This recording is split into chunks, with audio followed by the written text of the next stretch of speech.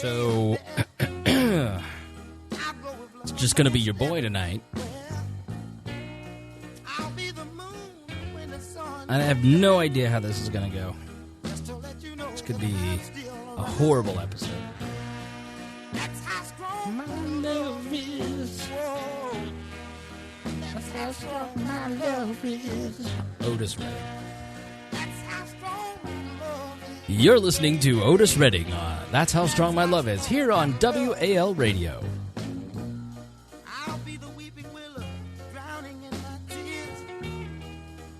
Think about music as I get bored so quick. Hello, darkness, oh, boy, this is foreshadowing. That's what the song is. Talk with you again, because a vision softly creeping. What? Left its seeds while I was sleeping, and the vision.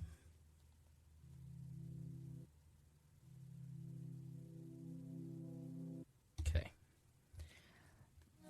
That was planted in my brain still remains within the sound of silence. So when I'm at work, it's like impossible for me to listen to music and not sing along. So I'll kind of sing like this. And I think I'm being quiet. And then my coworkers are like, "Shut up!"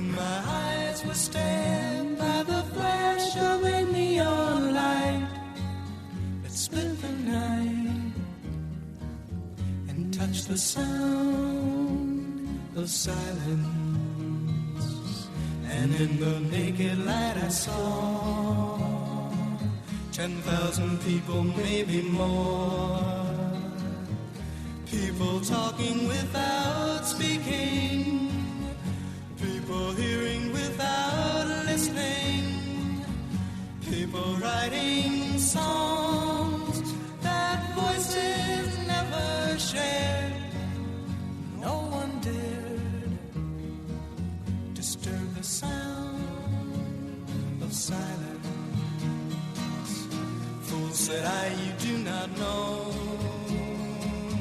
Silence like a cancer grows. Hey, hear my words that I might. We are live on the Facebook group. I'm going to stream to the Facebook group. I have no idea if I want this on the YouTube yet, the video at least. So, and for those of you in the Facebook group, it is just me tonight. So I'm going to be relying on you guys a little bit to leave comments. So Facebook's a little bit easier to kind of monitor than YouTube on the comment side. Just organizing all my thoughts.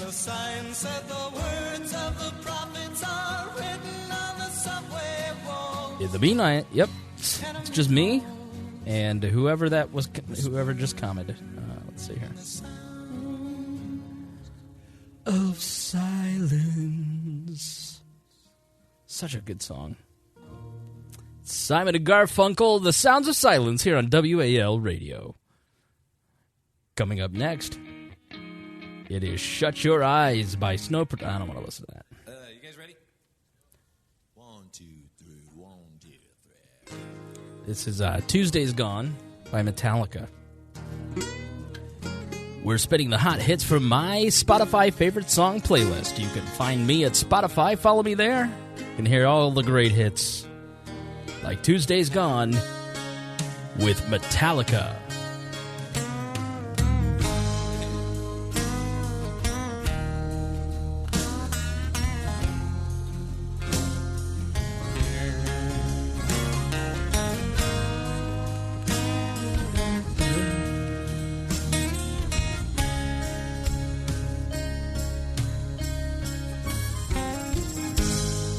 Train roll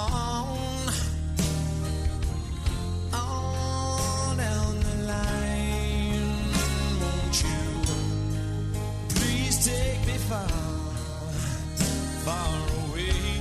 Just getting organized.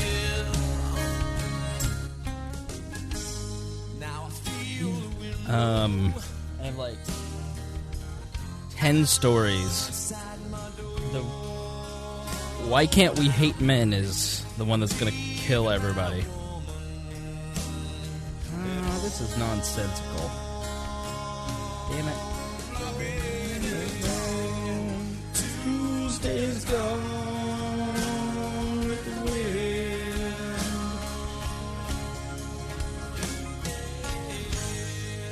My baby's gone with the wind.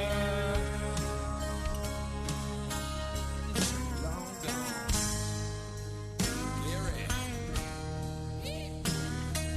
Now this episode tonight's going to be about suicide and depression. So it's nice to have Jeff Vibert in the chat room. No one's an expert on suicide and depression like Jeff. It's his shtick, according to Reddit.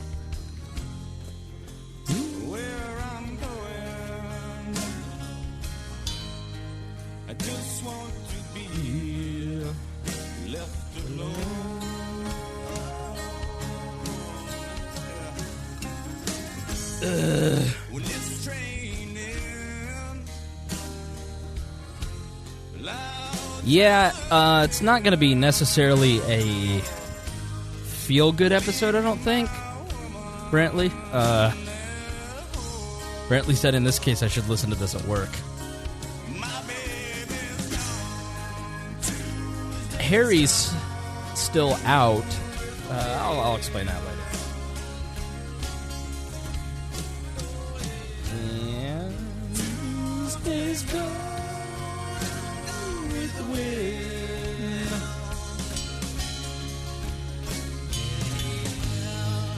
Tuesday's gone with the wind.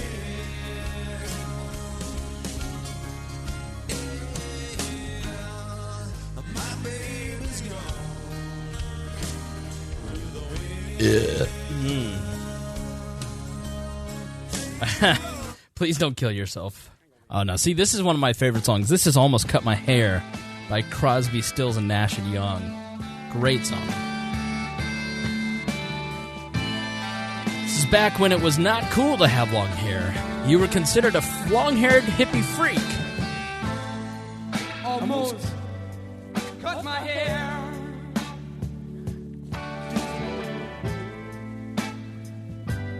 Like, the greatest sign of oppression to baby boomers was that they had to cut their hair. It's getting kind of long. I could have said it wasn't my way, but I didn't, and I wonder why. I feel like letting my freak flag fly. Yes, I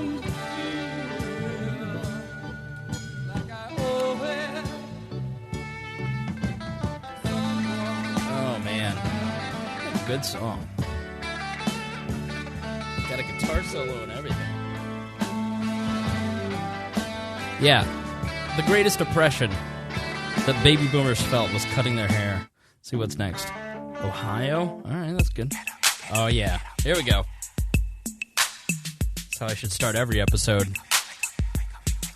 Coming up next here on WAL Radio, it's Marvin Gaye with Sexual Healing. Missed the post. Now, see, if you're in real radio, not podcasting, but if you're in real radio, you there's something called hitting the post. So if you're in a radio station, you have the song, and the song starts, and you've got two numbers, two time codes there. You've got the entire length of the song, 3:58, and then you've got a countdown to how long you're supposed to, quote-unquote, talk up the record. And this is a weird one because it kind of starts in a weird way, but you know, it starts out like this, and your DJ, coming up here on WAL Radio, would talk over this. But see, where would you start? So let's say I've got 10 seconds on this. Coming up here on WAO Radio. See, that's the good part. You can start over on podcasting. Coming up here on WAO Radio, this is Chris Spangle coming at you live with Marvin Gaye's Sexual Healing. Now, see, that was flawless, because I stopped talking right as he started.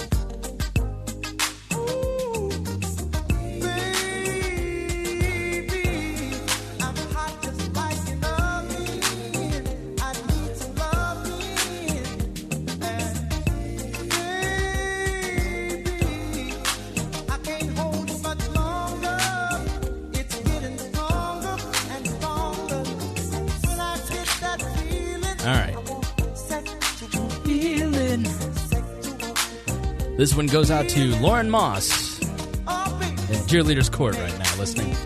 Thanks for joining us live.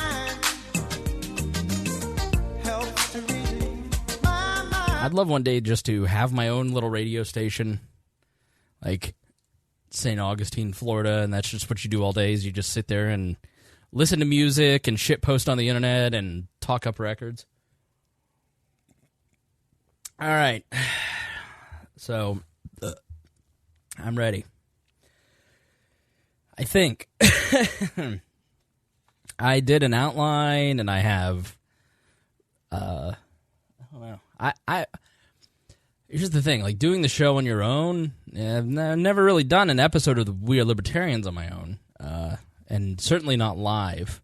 Because if you don't do it live, then if you like stop, you can give yourself some room to edit that stuff out. But I'm not going to do that. I'm just going to push through it. I've got a lot to say. I think it will be received, maybe not well received. So here we go. Now, you people in the chat room on Dear Leaders Court. Now, those of you who pay $10 a month and above, you get to watch the show live. So if you are a $5 a month Patreon subscriber and you're listening to this bonus content, then I appreciate it. I do appreciate it. Those who are $10 a month subscribers get to watch the show live and have a chat room so I can see what you say in real time. Now, since it's just me tonight, my voice is fine. I think we're getting back to where it should be on that. But I am going to... It seems like I'm struggling. I'm going to need you guys to pop in and say some stuff. Okay, so maybe Dennis, I know you're on the Discord. Maybe ferry some people over.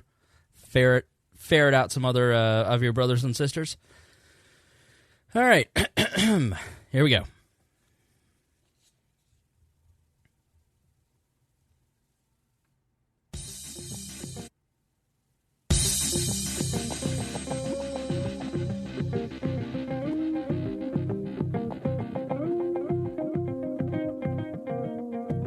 Welcome to We Are Libertarians. I'm your host, Chris Spangle. We bring you all of the irreverence modern politics deserves while putting people before political parties.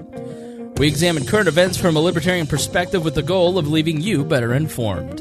Please be sure to rate and review us on iTunes, like us on Facebook, and subscribe on Patreon at WeAreLibertarians.com. In exchange for supporting our program, we give you all kinds of bonus content and free stuff.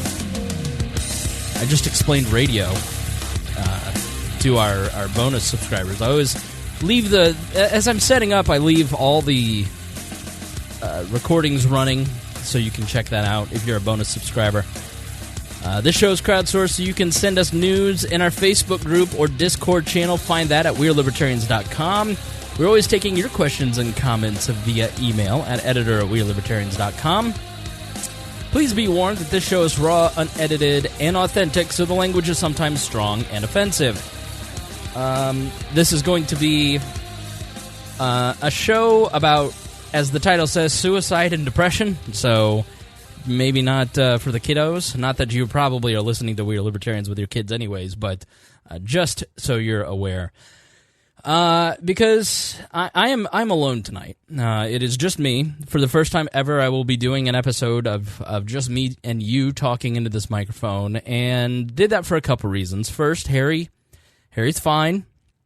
I've not lost another co-host. Harry has this new job that is, let's be honest, really inconvenient for us, isn't it? We're very happy for Harry to be employed and to provide for his family and to have a job that he loves. That's great for Harry. But what about us? Okay, it's been like 4 Tuesday nights and we haven't had Harry here. The audience and I are restless, Harry. We miss you. So Harry has told me he will be back next week.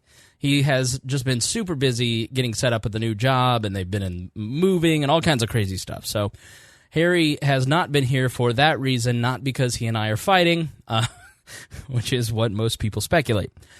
So it is just me, and I didn't invite another person on because this one I think is going to be a little more personal, and I just have a lot that I want to say about this particular subject, and giving someone else space to talk might cut off the main flow. And so I just want to talk to you directly and have a conversation with you about a subject that I think I'll tell you what. So I posted something. It's at chrisspangle.com, ChrisSpangle.com, and it's titled How to Fight Depression and Suicidal Thoughts. And it has been extremely well received, I guess. Let's see, how many likes has it had at this point? A tremendous amount. People, I've noticed that when I open up and I talk about some of the stuff that I go through on an emotional level, I get a lot of people responding back, thinks I needed that privately. And I think there is a hunger for people to be authentic about the struggles that they have emotionally and mentally. And you see it in things like the rise of Jordan Peterson. I mean, Peterson is giving people a framework, especially young men, a framework to deal with their mental health. The popularity of Brene Brown, for instance, with both men and women, but particularly women, is someone that it really speaks to a lot of women, and really she helped me a ton with her book, The Gifts of Imperfection. And I think culturally we're at a point where suicide and depression are the conversation that we need to have, but we're not having it. And we'll talk a little bit more later on in the show about society and culture and why I kind of think we're at a point where suicide and depression have become major issues. You know, it may seem like a funny topic for a political podcast, but I think if you listen for any period of time, you sort of know that We Are Libertarians is not your normal political podcast. I am not your normal libertarian in that I struggle with economics, as many of you pointed out when I talked about human rights or property rights, which I will cover next episode. I'm probably more interested in sociology and how we interact with each other than probably any other field of study. You know, a lot of libertarians are really into economics. They love Murray Rothbard. They love to talk about, I had to look down at the recorder to make sure it was recording, talk about how we interact with each other on an economic level. And I get that economics is the foundation of everything. It's the study of human behavior, blah, blah, blah.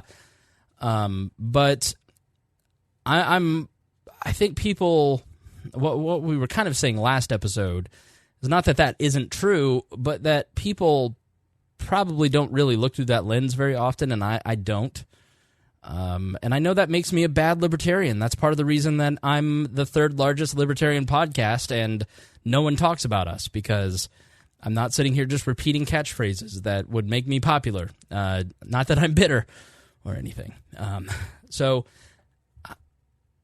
I think it's important for us to have the conversation about how we interact with each other as often as we do how the government interacts with us. I think we are, as libertarians, very focused on the government's role and the state's role in our lives and how that affects us. But if you get rid of the state, what's on the other side of that? And how do we interact with each other? And I think that's a simultaneous conversation that you've got to have. What kind of world do you want to structure? What kind of society and culture do you want to have? And I've noticed this trend with libertarians lately. especially the last couple of years, and I think maybe it's because it's a lot of new libertarians and they're not as secure in their ideology, so they kind of say what everybody else says. But there's an unwillingness to talk about cultural issues within the libertarian movement because we don't want to offend anybody from the right or left. We want to pick up the stragglers from those teams, and we don't want to, as libertarians, appear like we're taking sides in the culture war, which by and large is stupid, and it's demagogues trying to drive people one way or the other. And so we talk about things. I posted my article, How to Fight Depression and Suicidal Thoughts, on the We Are Libertarians Facebook page. Why is this here? This doesn't involve the government. If people want to kill themselves, go for it. Okay. I don't want to live in a world where suicide is encouraged. And yes, every person should have the right to kill themselves if they want to kill themselves. I mean, making suicide illegal is pretty much a stupid thing anyways. Like, what sense does that make? But should people kill themselves? You can have that conversation. You can have an opinion on what is right and wrong, regardless of what the non-aggression principle speaks to. So I think while those axioms, those constants are really important, I do think we have to have the freedom to speak about societal issues. And suicide and depression are two things that people don't want to talk about. And I think you see in the response to someone like Anthony Bourdain committing suicide, people don't know how to deal with it. I think we've gotten to a place where we have stopped talking about so many deep issues that people don't know how to talk about religion and politics. You're not supposed to talk about politics or religion, and so people have forgotten how. People have forgotten how to talk about their emotions and their wide range. Like, I don't know why this was such a transformational moment for me, but in 2013, I was writing an article for a local news outlet called the Howey Political Report, and I was writing about the lead up to World War I and how Italy played a role in the lead up to World War I, and, excuse me, the cat's getting in the way. See, there's going to be points where I'm going to have to pause because I'm all by myself here, and I'm going to have to take a drink. The voice is still, it's about 95%. I'm going to have to take a drink, but the cat, I need to get my own studio because I've got to get away from these cats. Like, they're driving me crazy. Please, get away from me. Get off. Get.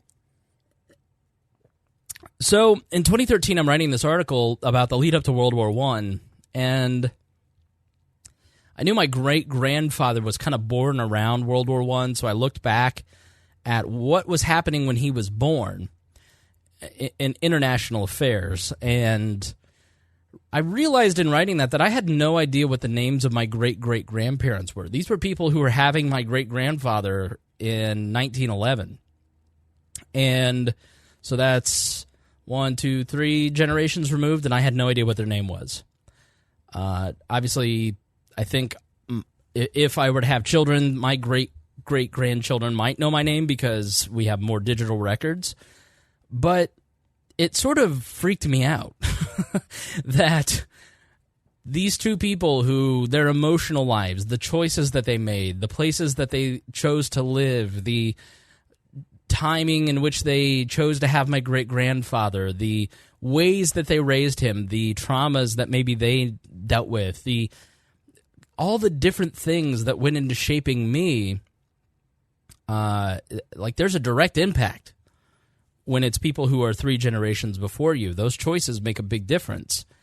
And when you sit and like really think about where the world will be in 100 years and your place in it, I think millennials especially have a sense of destiny. There was an article today saying that millennials expect to be millionaires, so they're not even saving. Like, people aren't starting to save till 36 because they're going to retire at 56, and they're all going to be millionaires because they're all going to be rich and famous. And I'm not going to lie, I have that attitude too. I do save, but I'm like, of course I'm going to be rich and successful. Like, I'm damn near 40, okay? Like, maybe you're just going to be mildly successful at a hobby.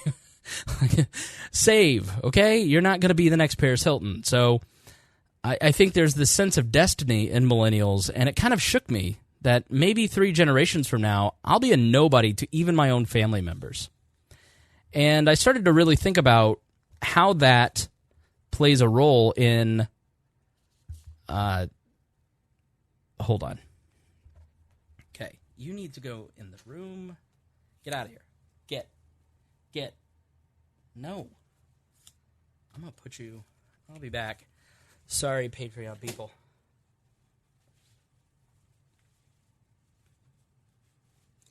Yeah, I gotta concentrate, and I can't with her around. It comes and it's so distracting to have her up in your face.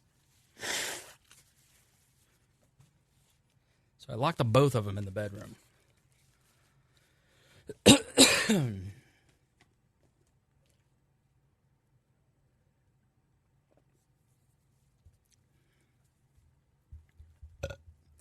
Yeah, I threw her out of the helicopter.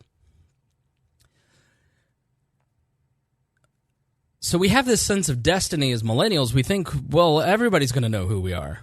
And maybe nobody's going to know who you are. And so it really reinforced to me the importance of what impact you make on your immediate life and how you fit into the groups that you exist in and how important that is. And I think it was an important moment for me personally, both politically, because I sort of realized there's more to politics and life than being a libertarian. I think there is, on any political front, and there are people listening to this who their identity is, I'm the libertarian guy.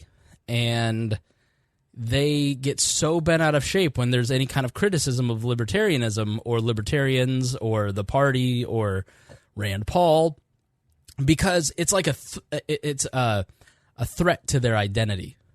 And emotional health is so incredibly important in how you really handle political discourse and how you talk to other people.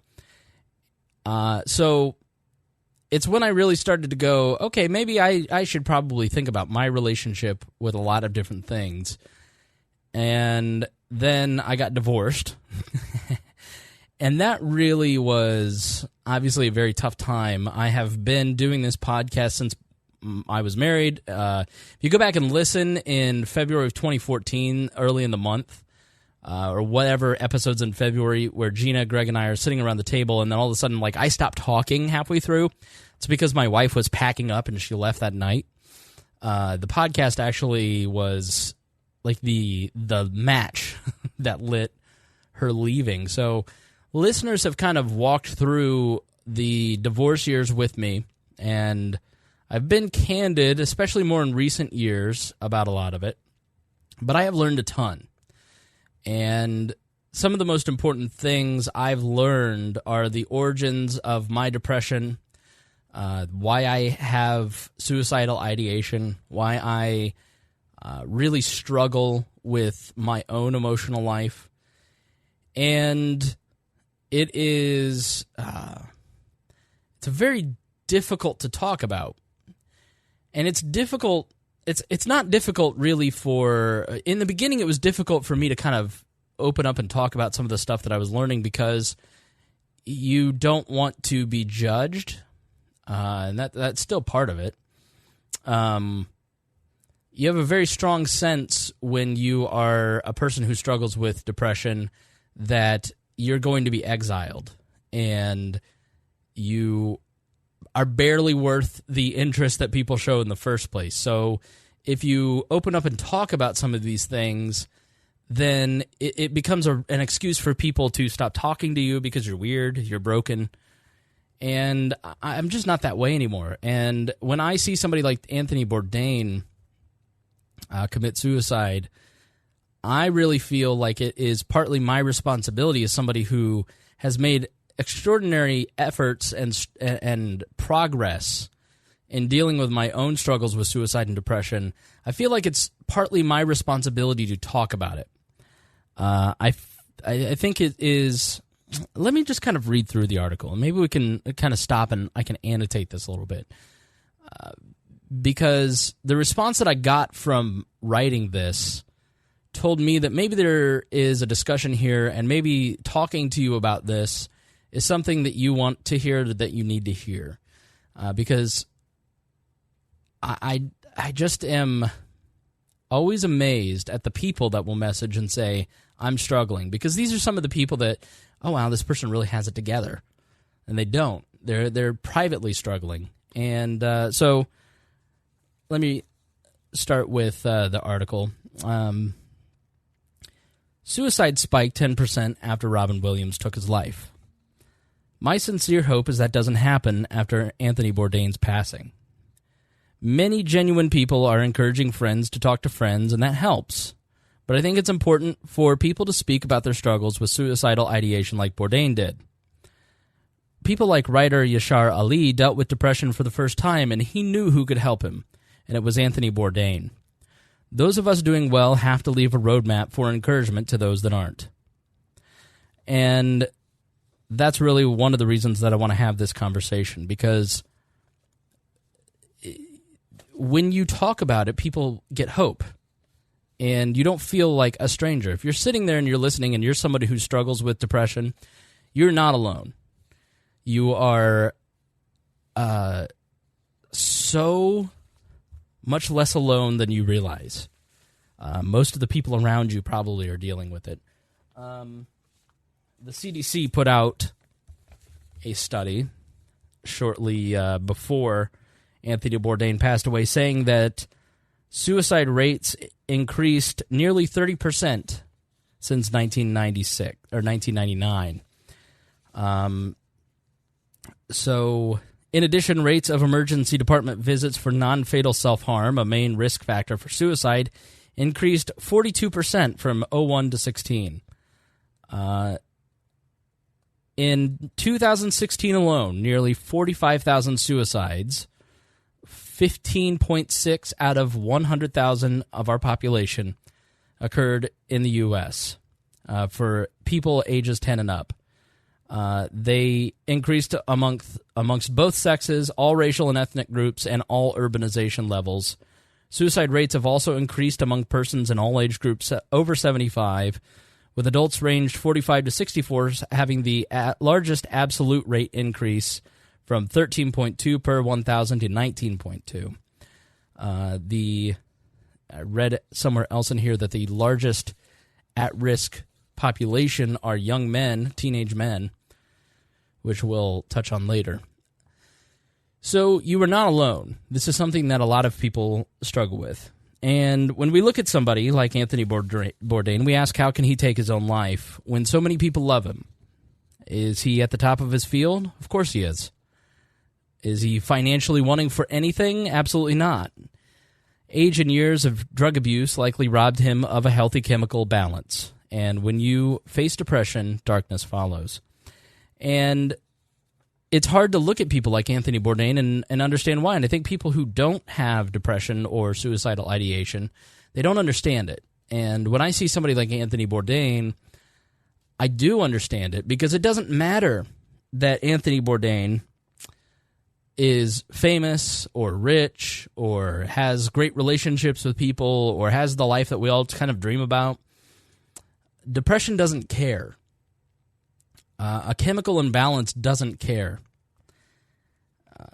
To be honest, I write, the last 4 months have been very difficult. It's easy to hide with enough practice. Due to a medicine switch, I decided to leave serotonin drugs for Wellbutrin. The lack of serotonin led to some days of despair. There's no rhyme or reason to it beyond that. Despite some personal turbulence in my life, it generally is terrific. I'm excelling in physical, emotional, and my spiritual life. And I add, please don't worry. Because when you say, I struggle with these things, and people like, oh, I'm here to talk to you. Like, I know you're here to talk to me. Like, I have a support system. I know that people are there to talk to me. Like, I'm not in a place where I don't recognize that people want to connect with me. I'm saying these things because I want people who don't think that people care to reach out to people that actually do care. And one of the worst parts about depression is that it is a spiraling disease. It is a disease of the mind where it starts and then you spiral down, and the low self-esteem just continues to beat you down, and it lies to you and tells you that you're not worth reaching out to people that love you. It lies to you and tells you that even if you do reach out, it won't matter. People, if they do help, they don't actually care about you. There's always a little way that depression constantly kind of plants that seed of doubt in your mind. And so when you do go to do things that do improve your situation, there's always that voice that raises that doubt. And that doubt, when it creeps in, is the poison that kind of spreads throughout all of it. And, thousands of people listen to me, for instance. There's something called the imposter syndrome, and every creative person has it. Every person who does anything that you see, Lady Gaga, Mel Gibson, Harry Styles, Walt Whitman, anybody who does creative work is generally vulnerable. And so you're putting yourself out there. And when you do that, there's always that little doubt, right? So here I am. I'm somebody who has worked in libertarianism for 10 years. I have thousands of people that listen to me on a weekly basis. I have a lot of I have credibility in the space. But when I go to a place like Students for Liberty, for instance, at the conference this past February, I walk in thinking, I don't want to bother anybody. I don't want to get in the way. I don't want, nobody will want to talk to me anyways. and you, the listener, are going, wow, I'd love to hear him talk to other people. But in my mind, because I spend all day with me, and I see all the bad things that I do, or think all the bad things that I think, or have all the little paper cuts of insecurity throughout a time period, you don't see yourself the way that other people may see you. And so it can cause you from doing things that are healthy for you. Part of the biggest thing in depression that I think really hurts people is isolation. Because what you do is you withdraw out of a sense of not being good enough, and you withdraw and you end up isolating yourself to the point that you're not connecting with other people. And when you connect with other people, they're lifting you up. They're building you up, by and large. I mean, there are those people who cut you down. You've got to get away from those people. But your friends, your family, most of your coworkers, these are people who make you feel good about life. You share interests. There's an energy between you and those people. And when you kind of withdraw that energy from your life, you start to kind of power down. I guess maybe the way depression feels is like Iron Man. You've seen Iron Man where in the movies, he has that chest thing, and he's got the really cool one when he comes back from, first he gets one built in this cave when he's kidnapped, and then he comes back and he builds like a kick-ass one. Well, that's what life is like when you're doing self-care right, which we'll talk about in a moment. Then you start to like downgrade to that second one, and then you get all the way down to like where you don't have it, and you kind of are just lacking any kind of energy. There's a restlessness where you feel like you have so much to do, but you don't want to do any of it. And then you make yourself feel guilty for not doing any of it, and then you make yourself feel like a piece of garbage for not doing it, and then you feel bad about feeling guilty. And so it eventually you just get to a place where you just kind of crash. And I think if you don't, I think everybody has kind of had that in life. The difference between the blues and depression, if you have the blues, you kind of have that for a week, or maybe there's a hardship and you kind of have it for a month. But if you have it chronically, then like if I don't take good care of myself, I can live in that state. I lived in that state for my 20s. And that's what depression is, where you're constantly falling down. I guess depression is kind of like Jenga. If your personhood, if your inner life is like a Jenga tower, you can have one little rejection here, and that'll pull out a block. You can have a bad day at work, and that'll pull out a block. One missed workout, you pull out another block. And if you're not doing things to put those blocks back actively, one day you just sort of wake up and you realize, like, you're real shaky. And I'm now at a point in my life where I can recognize what those blocks are, and I can recognize when I'm shaky, as opposed to back in the day when I would just let myself fall over, wallow there for a while, and then sort of half rebuild. And you really have to watch yourself. That's probably the best way that I can describe how depression feels. Here's some signs of depression. Now, listen, I make no bones that I'm not a psychiatrist. I'm not a psychologist. I'm not a medical doctor. I am just a podcast host who has done a lot of homework on himself and wants to share with you what I've learned. These are the actual signs and symptoms of depression, and I will post an article about how depression happens if you want to read from Harvard how it works. I mean, there was in one of these articles, they talk about how depression happens. It can be anywhere from,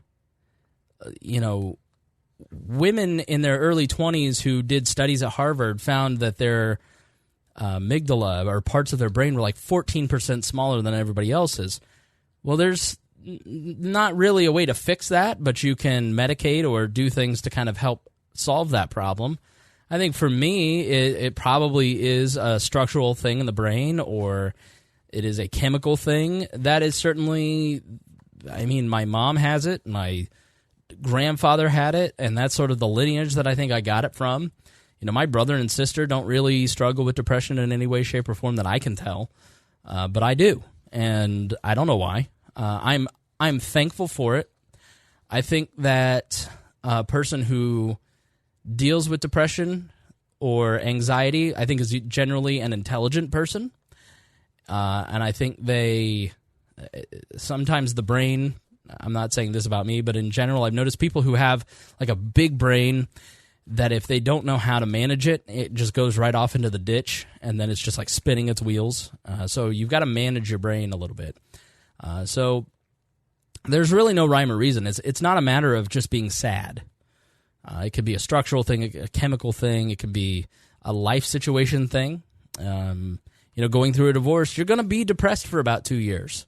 Like almost no one is happy after a divorce. It takes a couple years, anywhere from 2 to 5 years, based on studies, for full recovery. So some of the signs of depression, and if you're feeling any of these or most of these for more than 2 weeks, then you may be depressed. That is persistent, sad, anxious, or empty mood, feelings of hopelessness or pessimism, irritability, feelings of guilt, worthlessness, or helplessness, loss of interest or pleasure in hobbies and activities, decreased energy or fatigue. This is a really important one. This is one that I experience a lot. It's like, why am I so tired? And then you kind of like sit and think. As I said last episode, you go. You don't rest, because if you rest, you're going to start thinking, and you're going to actually have to reckon with all the emotions you're running from. And so you get really burnt out and tired, and then you get laryngitis for 3 weeks. So your body will manifest a lot of these symptoms if you aren't careful. And so decreased energy or fatigue, I think, is an important one. Loss of interest or pleasures in hobbies and activities, decreased energy or fatigue, moving or talking more slowly, feeling restless or having trouble sitting still, difficulty concentrating, remembering, or making decisions, difficulty sleeping, early morning awakening or oversleeping, appetite and or weight changes, thoughts of suicide or suicide attempts, aches, pains, headaches, cramps, digestive problems without a clear physical cause. I get a lot of those, and I'm sure you do too. And sometimes I manifest that by I think I have a disease. I can be a hypochondriac because I need something to worry about. My brain goes, I need to cause trouble. So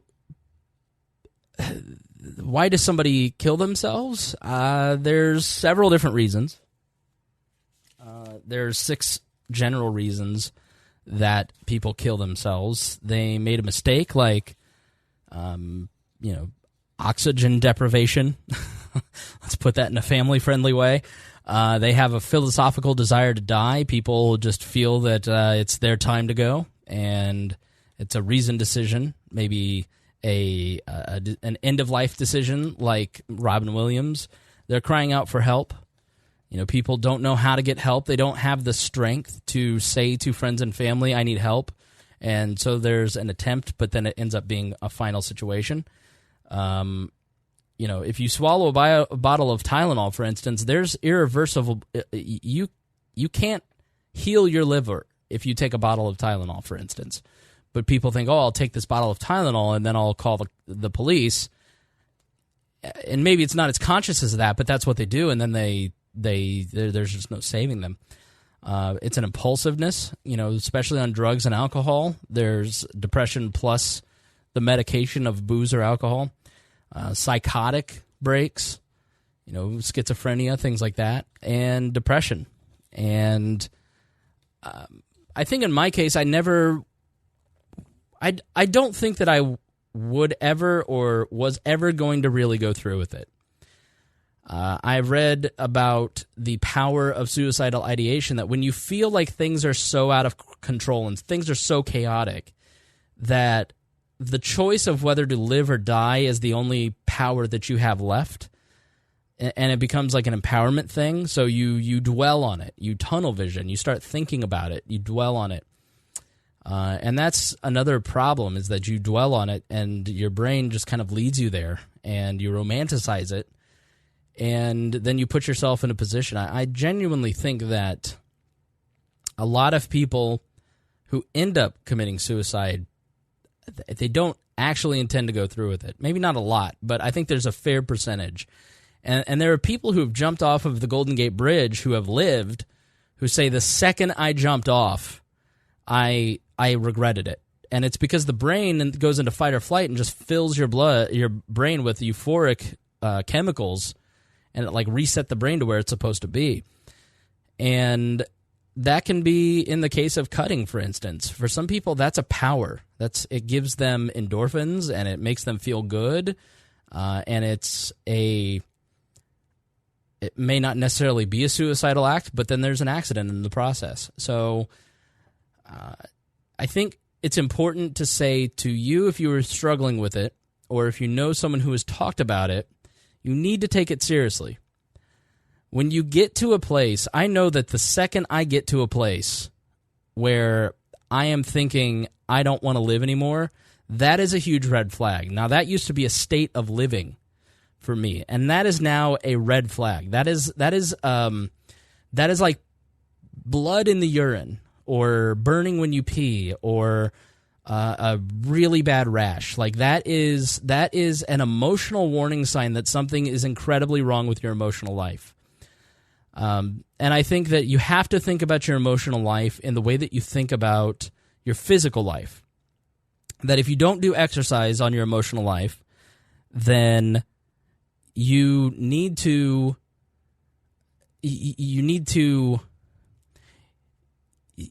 okay.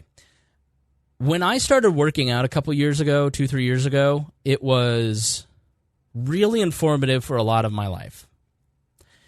Because the way that I approached exercise, because I would go and I'd read books about how to do it because I didn't know how to do it, and then I would go and do it, and then you sort of do it and you feel like this is the right way to do it, and then you get a personal trainer, and then you learn way more, way faster. Then you have to keep up the exercises, and your body always kind of has the same responses. Like for me, I tore a rotator cuff in my shoulder, so I always have like a certain way that my body responds. If you're pulling too hard on the weights and you're breaking form, then you feel that lurch in your body. All of that kind of applies to your emotional life. Like you aren't born necessarily with the knowledge on how to take care of your emotional life, especially not in this day and age.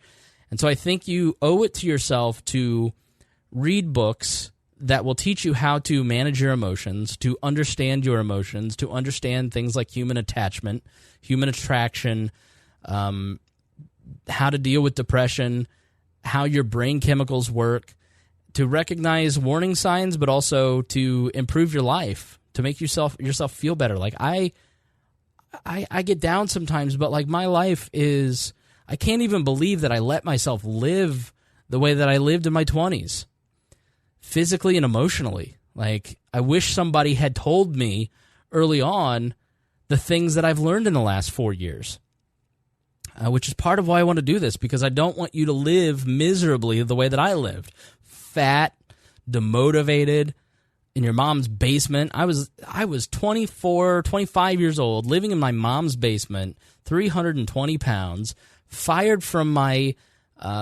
full-time job. I dropped out of college. I was working part-time for my dad as a janitor. I was, by every definition, a loser. I had nothing but self-loathing. I couldn't get a date.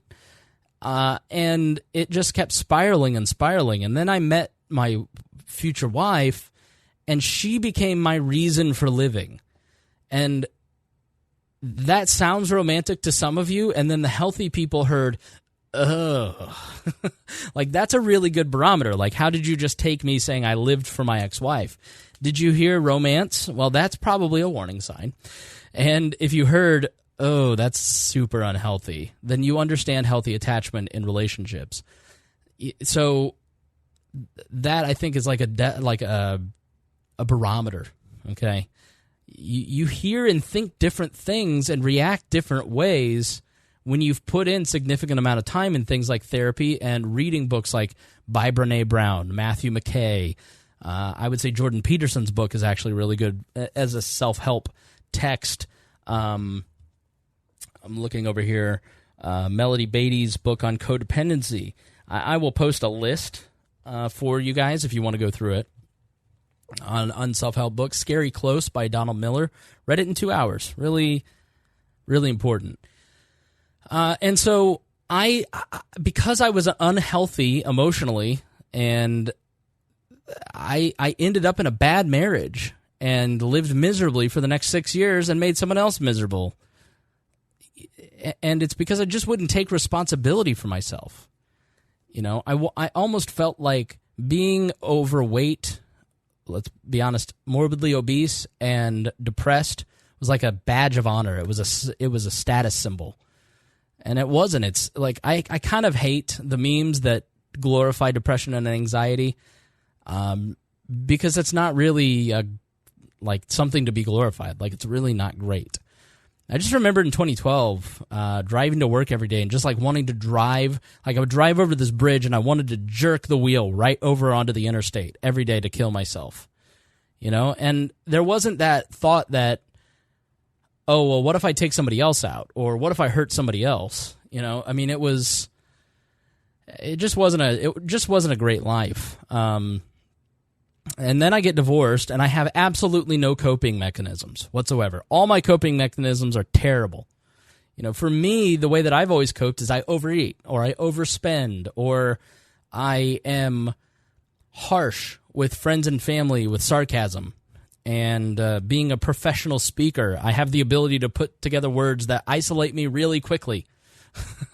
And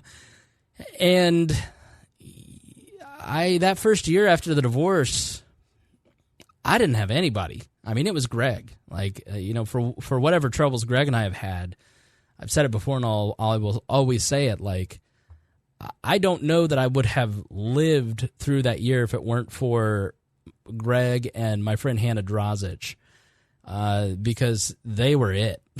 And my friend, another friend that I won't mention. So the Amanda story. And you try and date, and then you go out and date people, and then you pick up bits of wisdom. And I dated this one person in 2015 who was like, I'm in therapy, and boy, do you need to be there. I was like, I don't know. I don't think I should do therapy. You know, I always resisted with my ex-wife. It's like they're just going to tell me I'm a broken toy, and they're just going to confirm what a piece of garbage I am. And And she's like, you just say every piece of bad thinking. Like, if you hear you should go to therapy and you repel against it, you're wrong. Like, I'm just going to tell you flat out. I'm going to be honest with you. If you think that you don't belong in therapy, you 100% belong in therapy. Like, you are sick. You're like diabetic, but you refuse to take insulin and just eat Reese's cups all day. Like, I know that sounds harsh, but there is a reason that you have that resistance.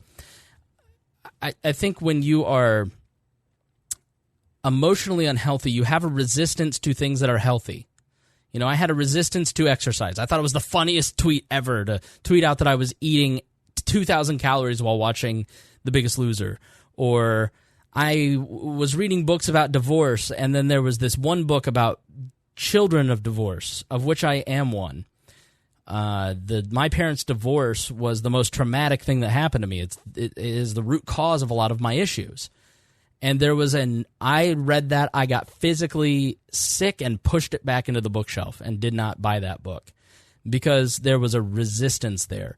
And I didn't consciously understand it at the time, but it was an unconscious thing saying, nope, we're not going to deal with what is making us sick. So anytime I feel a resistance to something that is good for me, I stop and I think, why am I resisting this? Why am I resisting going to the gym? Why am I resisting reading this book? Why am I resisting doing this? Why am I procrastinating is maybe another way to put it. And when you really think about the root cause and you're honest with yourself, that's the thing you need to fix.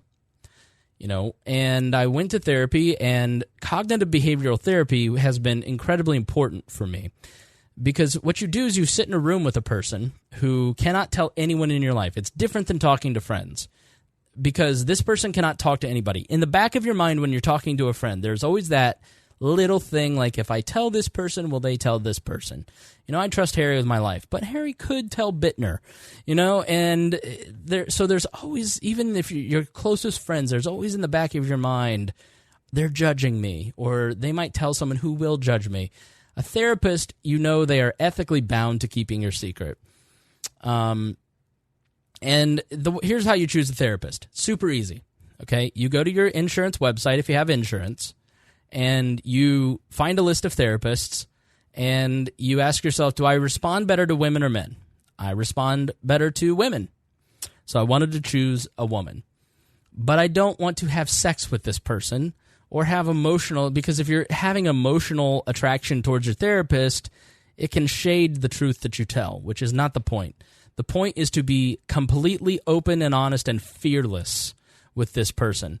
Every time there's that resistance of, I shouldn't tell this person this, I would run through that barrier and tell them exactly what was going on. You know, the first time I ever admitted that, like, I lived with this deep, dark secret. I had this horrible, deep, dark secret that nobody knew, that I could never admit to anyone. And I admitted it to my best friend in 2014 after the divorce, and it was, I don't feel worthy of love. And, like, looking back... If I went back to 2012 me and said, you'd be saying this on a podcast and laughing about it, that person would be horrified. But to me, it's so laughable because it's such a common feeling, and I don't want to belittle any feelings that you have around that sentiment because it's very common, and especially with codependence, especially the adult children of alcoholics. Codependency is a very serious issue that eats at your self-esteem and attracts narcissists. Why do you date people who treat you poorly? Well, it's because you love it, and your subconscious is trying to attract that person. So you can overcome the wound of your childhood, and you need to deal with your inner child and all that stuff. And you know, but I didn't have an awareness of any of that, and so I go into the therapy session, and so I pick like an older lady, and she's still a person that I love dearly. I see her every once in a while. As I said last episode, I was having some trouble kind of working through some stuff, and this is a trusted person who knows my whole story that I can go sit in a room with and just talk things out. And, you know, they start asking you, tell me about your childhood. Tell me about all the bad things that happened to you. Tell me, and then you start working through your life story and all the things that were really tough. And there are definitely tough days to it. I remember one day, for instance, I just remember going home drained in those early days of therapy. I was going like twice a week for almost a year. That's how messed up I was. And so you tell your life story, and you are having this stuff drawn out, because what happens is when you have a traumatic experience and you don't deal with it, you pack it into what is called your lizard brain. And what that does is that poison essentially then affects your thinking, and it affects your unconscious decision-making. And so when you go to talk therapy and you talk out what these things, what happened, I would be sitting there telling her things about things that happened 15 years previously, and I was experiencing the emotions as if they were happening at that moment in time. And it was really unpleasant for those few moments.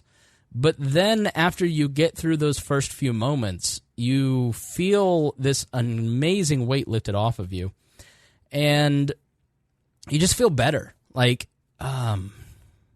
you have a great workout and you just have that great feeling. That's how you usually feel when you leave the therapist office, or after a great orgasm or a great poop. Like it's one of life's best feelings is going to therapy and like getting things off your chest and talking it out, because we are meant to tell our stories, and when we tell our stories, we are not judged for them by this person that we're telling them to. In fact, we receive encouragement.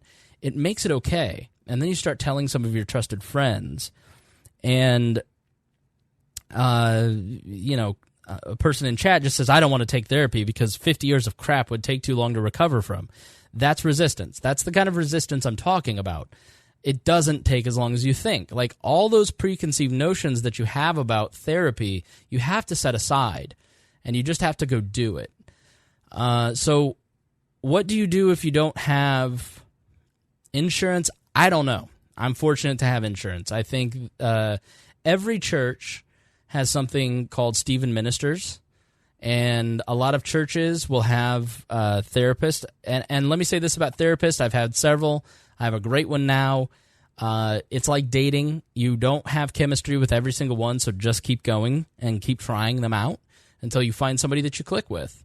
I remember going in high school and spending 10 weeks talking to this guy who just was the worst. He didn't help at all. But I was also very resistant to the benefits of what I was doing.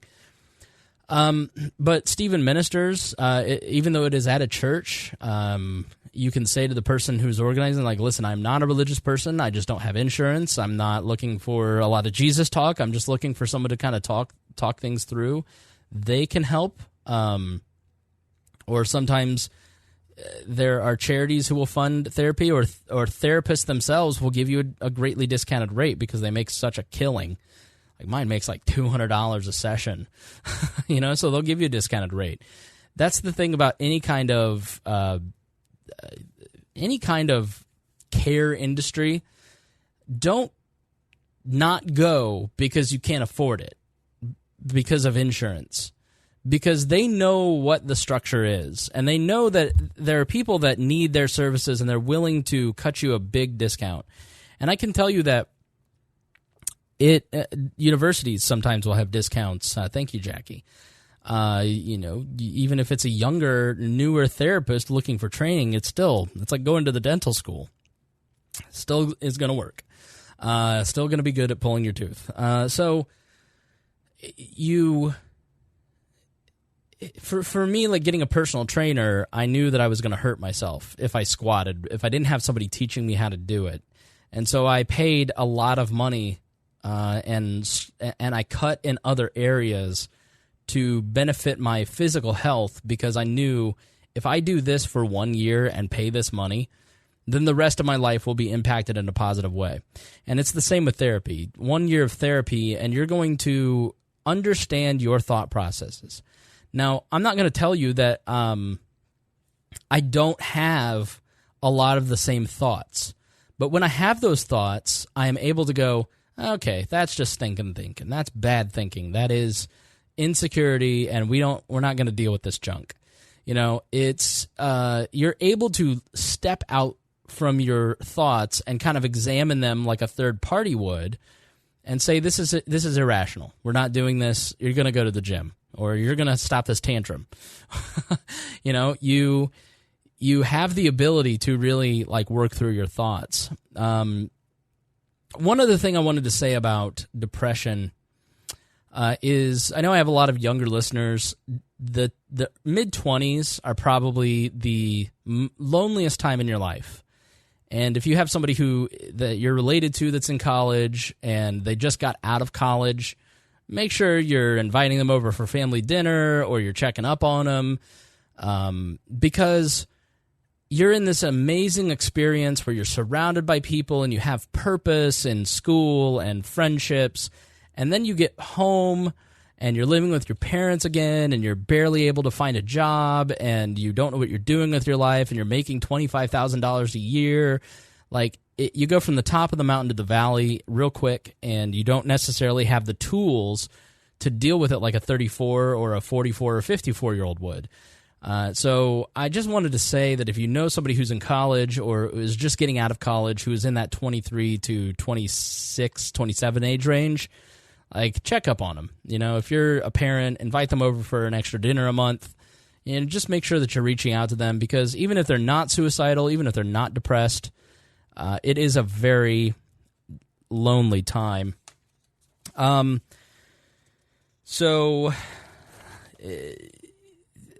Self-care. So how do you lift yourself out of it? So if you're a person that I'm talking about, if you're a person who's dealing with, it's not just therapy, okay? There are a lot of things that you have to do. Self-esteem is the antivirus software of the mind. Like, it protects you. You have to, like, what I'm suffering from right now is a hit to my self-esteem, and I'm dealing with some self-esteem issues. I'm a very confident person, especially when I have demonstrated abilities in something. Like, I did some prep for this, but I did 30 minutes of prep. I'd been thinking about it all day, but I know that I can sit down behind this microphone and I can talk because I have demonstrated ability at it. So I'm a very confident person in a lot of ways, but there are times where there are parts of your life that you don't feel great about, and then you let that eat away at the rest of your self-worth. So even if you are physically in the best shape of your life and spiritually in a good place, or emotionally all in all is pretty good, or financially you're making a good living, like, I'll be honest, I don't, like, at 34, and I know everybody says, oh, you're still young to have kids and a family and all that. Like, at 34, and not a lot of, I go on dates, but it's not a lot of people at this point. I don't know. I'm just kind of not interested in dating, so it's my own fault. But you kind of go, man, what if I'm going to be single forever? What if I'm never going to have kids? What if I'm never going to have that experience? That's something that I want.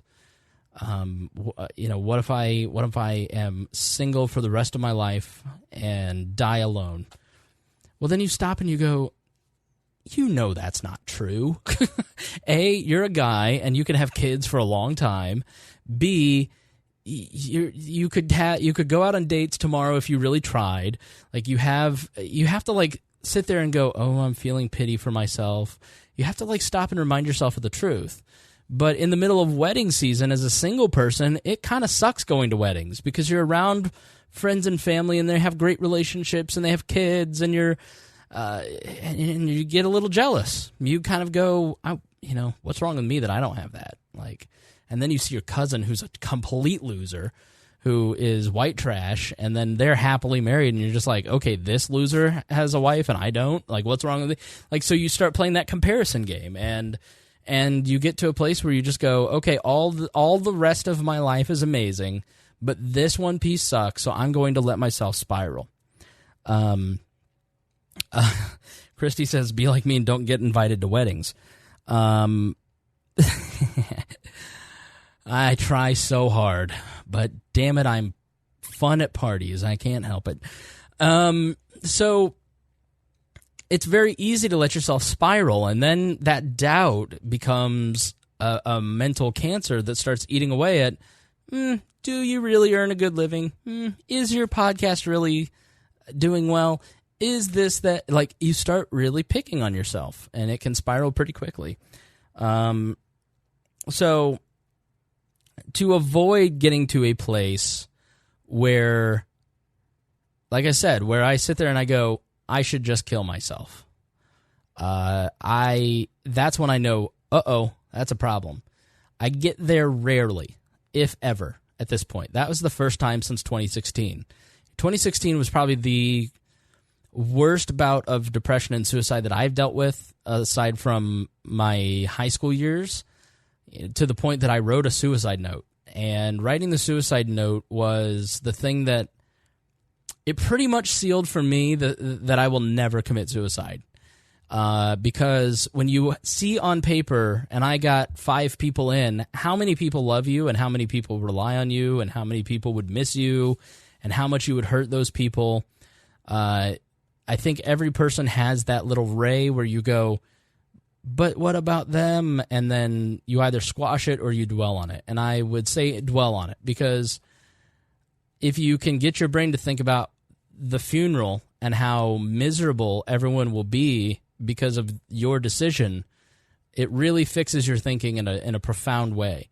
And I'm going to say this I'm going to joke up. I've been doing well. I'm an emotional person as is. The presence of my nieces in my life has been profoundly important. And, I think you have to maybe pick one person and go, I could never do that to them. And, I could never do that to my mom. I could never do that to my dad. I could never do that to my nieces or my brother or sister. And that you have to use that to propel yourself out of it. And you have to immediately, you have to have a plan.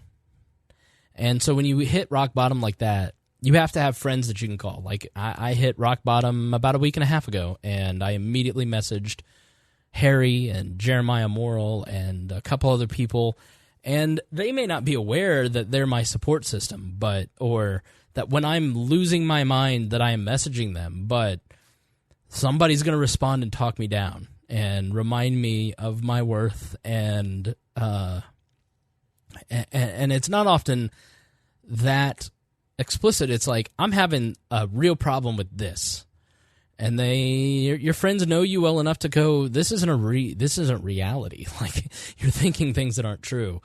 And I immediately scheduled a therapy appointment and went to therapy that day, and that night made sure that I relaxed and rested a little bit and did something that was mindless, like play Mario Kart on the 64. And the next day went to the gym and worked out hard and did a lot of cardio to get serotonin and my brain chemicals up, and ate well the next day. And because it is like, when you get stuck in the mud, you've got to do certain things to propel yourself out of the mud, and you've got to go, because if you get stuck in that mud or ice, you're there, and you can get stuck again, and you can get stuck worse. And so when you hit that board, you've got to move yourself forward quickly and not dwell on anything and not allow yourself to have those bad thoughts. I will literally sometimes catch myself going, shh, like a crazy person, because when the thoughts start spiraling in my mind and the tape gets going, I just cut myself off and go, psh, like a nut job. And that audible shh stops that thinking immediately, because it makes me realize, like, oh, okay, I'm doing it. Now, that used to happen a lot. It happens almost never. Because I do things like this list here, I think self-care, regular self-care is extremely important. That is getting exercise, getting sunlight and vitamin D, getting good sleep, going to therapy, reading books that nurture your mental, emotional, and spiritual life, meeting friends and family face-to-face, not online, face-to-face, eating nutritious foods, taking your vitamins, attending a religious service. I would say volunteering fits into that. Journaling, getting those thoughts out and putting them on paper. Journaling really helps you kind of get the things out of your head and work them out a little bit as you write it out. And I think the most important lesson, and this is, my friend Lindsay told me once, she's like, be your best friend. Be your own best friend. And I was like, that's the dumbest thing I've ever heard. Like, I'm a man. I'm not going to be my own best friend. But the more I thought about it, God, it's so true. Like, I would never talk, I don't talk badly about myself anymore. I had an ex-girlfriend say one time, she's like, you're kind of self-deprecating, but I've never heard you say anything bad about yourself. And it's true, and I used to do it all the time. I'd put myself down, not in a funny, joking, lighthearted way, like in a serious way, like I'm just a dumb person. Like I didn't think I was intelligent until 2015, and that is not a joke. I thought I was a dumb person until 2015. Now, like, I wish maybe humility should call me back to that. But, like, you say things about yourself that you would never say about a friend or family member. And you should never do that. You should never talk about yourself the way that you talk about others. And if you would, maybe you should think about how you talk to others. But that has been incredibly important. And when I have bad thoughts about myself, I literally stop myself and say, that thought is not allowed here.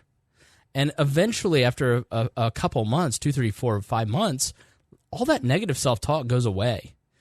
And I don't even think about it anymore. Like, those thoughts just aren't there. And if they do pop up in times of stress, I know how to deal with it. And I just go, listen, I'm not doing that. I'm not going to think that about myself. I'm not going to talk about myself that way.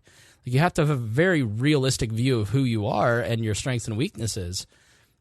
Sometimes people will become Kanye West to overcompensate for some of those lower moments. But like, when you think bad thoughts about yourself, you just have to stop yourself, and you have to say that's just not allowed here. It's like pornography in your house. If you're against pornography, you're not going to let DVDs into your house until your son turns 18 or 15. DVDs, LOL. But you know what I'm saying. So you have to have, for me, I have to be consistent in my self-care. Like right now, I'm eating like garbage and I'm not going to the gym. And I know what happens. And if I don't go after 3 days, I start to get twitchy. And it's been 3 days and I'm getting a little bummed. And it's like, why am I so sad today? It's like, because you had a double quarter pounder for dinner last night and all that salt, and like you need a salad. Like your brain needs some vitamins and minerals. Like, it's just really important. Your physical life really matters a lot in your mental life. So I would say that I spent 90% of my time in my 20s in a depressive state. And I would say that when I do self-care properly, it's around 10%. When I say do self-care properly, I mean like do one of those things a day. Like, for me, this is almost like journaling. So like this is my thing, and tomorrow it will be going to the gym. And if I can get one of those wins a day where I've done like one good thing to take care of myself, then I go, okay, good. Like, you have to just do stuff every day. You don't have to do everything. You just have to start at one place and start moving forward. So I just, from a personal standpoint, I also want to introduce you to the 6 pillars of self-esteem before we kind of wrap up the self-help portion of this. The 6 pillars of self-esteem is by Nathaniel Branden, and it's a great book from 1995. The 6 pillars of self-esteem are the practice of living consciously, the practice of self-acceptance, the practice of self-responsibility, the practice of self-assertiveness, and the practice of living purposefully, and the practice of personal integrity. And, this book really gave me a good framework as to what healthy self-esteem looked like, because I didn't know. If you're not modeled that, in our culture today, even if you had good parents, like, it's easy to kind of get lost and forget what good self-esteem is. Like, you think it's Kanye West and you're bragging about yourself. And, man, I look great on Instagram. Well, that's not healthy self-esteem. Like, what is real self-esteem? So, living consciously is just being present in the moment, not focusing on the past, not focusing too much on the future. Bring awareness to yourself so you're aware of your insecurities, you're aware of your priorities, and you're aware of the moment, because every moment is a choice to make those different choices. Self-acceptance is kind of self-explanatory. Accepting that you are the way you are, and you can't beat yourself up for who you are or aren't. Self-responsibility. To be responsible in the context is to be responsible not as the recipient of moral blame or guilt, but responsible as the chief causal agent in my life and behavior. So this is a very libertarian thing. You are responsible for your actions. We spend a lot of time on this in the libertarian world. You are responsible for your actions. We spend a lot of time talking about it, maybe not a lot of time actually doing it. Self-assertiveness is to live authentically, to speak and act from innermost convictions and feelings as a way of life and as a rule. I'll get to that in a moment. Living purposefully. Do you wake up with goals? Do you have a direction? Talking to a friend today about unhappiness in their work situation. And I have been miserable at work in the past, and it's because I had given over my power to those people. Like, obviously your boss has some power over whether or not they pay you, but your job, your boss, your authority figure is not the ultimate arbiter of where your career goes or how it ends. Like, I am the one who decides how my career goes. So I wake up every day working hard because I want my career to go well at my job, and if I didn't like my job, I would leave that job and I would do this full time. For me, taking over the power of my own career and where I wanted my skill set to go was incredibly empowering to me and gave me a tremendous amount of self-esteem. And just the Patreon, firing up Patreon and getting 1,000 a month within less than a month was like, wow, okay. Like, that was empowering for this because I'm doing something right. Going back to self-assertiveness, part of that for me was learning to be vulnerable. Part of my skill set is being open and vulnerable with you and talking about my life in a way that you connect with. And I'm not afraid of it. I'm not afraid that when people hear this, they're going to think that I'm a broken toy. Oh my God, he wanted to kill himself at some point in the past. He was... I'm comfortable saying this in front of thousands of people because I know who I am.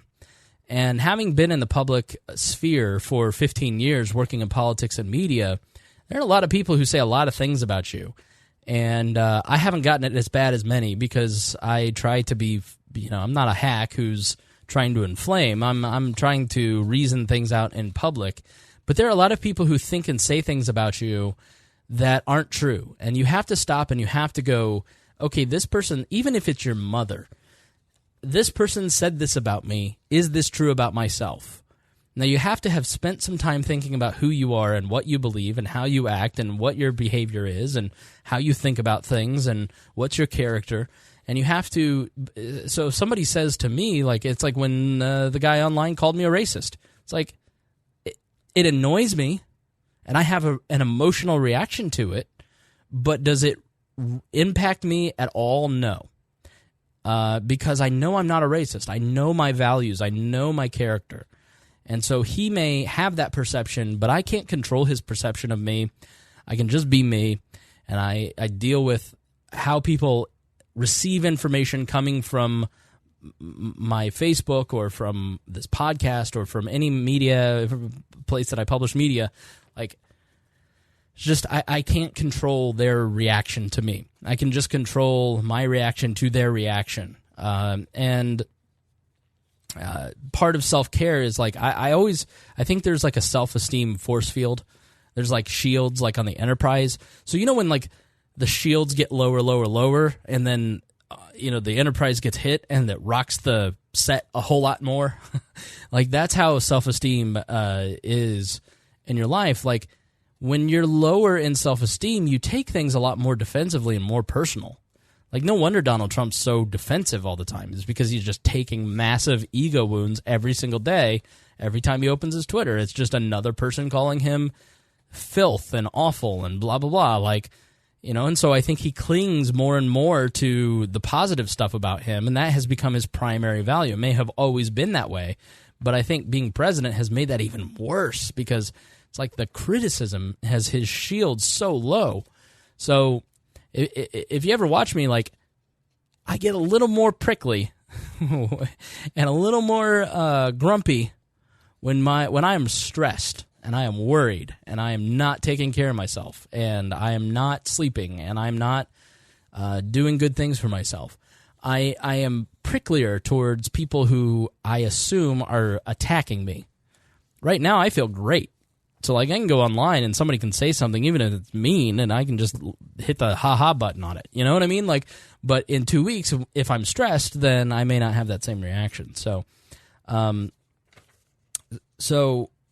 will put a PDF outline of this, and I will put links to this book and others in there.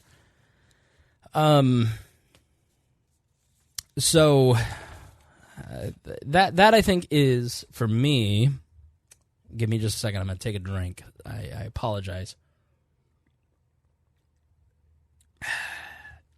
Got to make sure the throat is moist.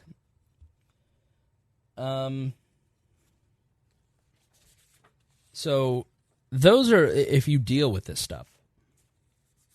I want to read you. So what do you do if you live? So listen. Bottom line, I'll say that for the end. So that's if you deal with this stuff. So what if you live with someone who is dealing with this stuff? You have a friend, their behavior has changed, they have become more withdrawn, they have become grumpier, they have become more angry, or they're acting out sexually, or they're drinking more. Because, like, I look at alcoholism. Alcoholism is a symptom of low self-worth and trauma that has not been dealt with, or a person who is not taking care of themselves. A person who, people, especially in their early 20s, who act out sexually and have a lot of sexual partners, dealt with sexual trauma that they haven't wanted to tackle yet. And not saying that's everybody, and I know that's very on PC or whatever, but that's what the literature says.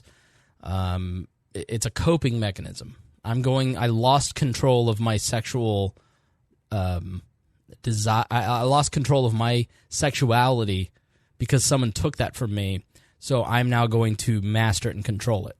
And, I haven't dealt with this issue. I don't want to feel these feelings anymore, so I'm going to dull them. I think I just lost the... So these are things that... Let me pause.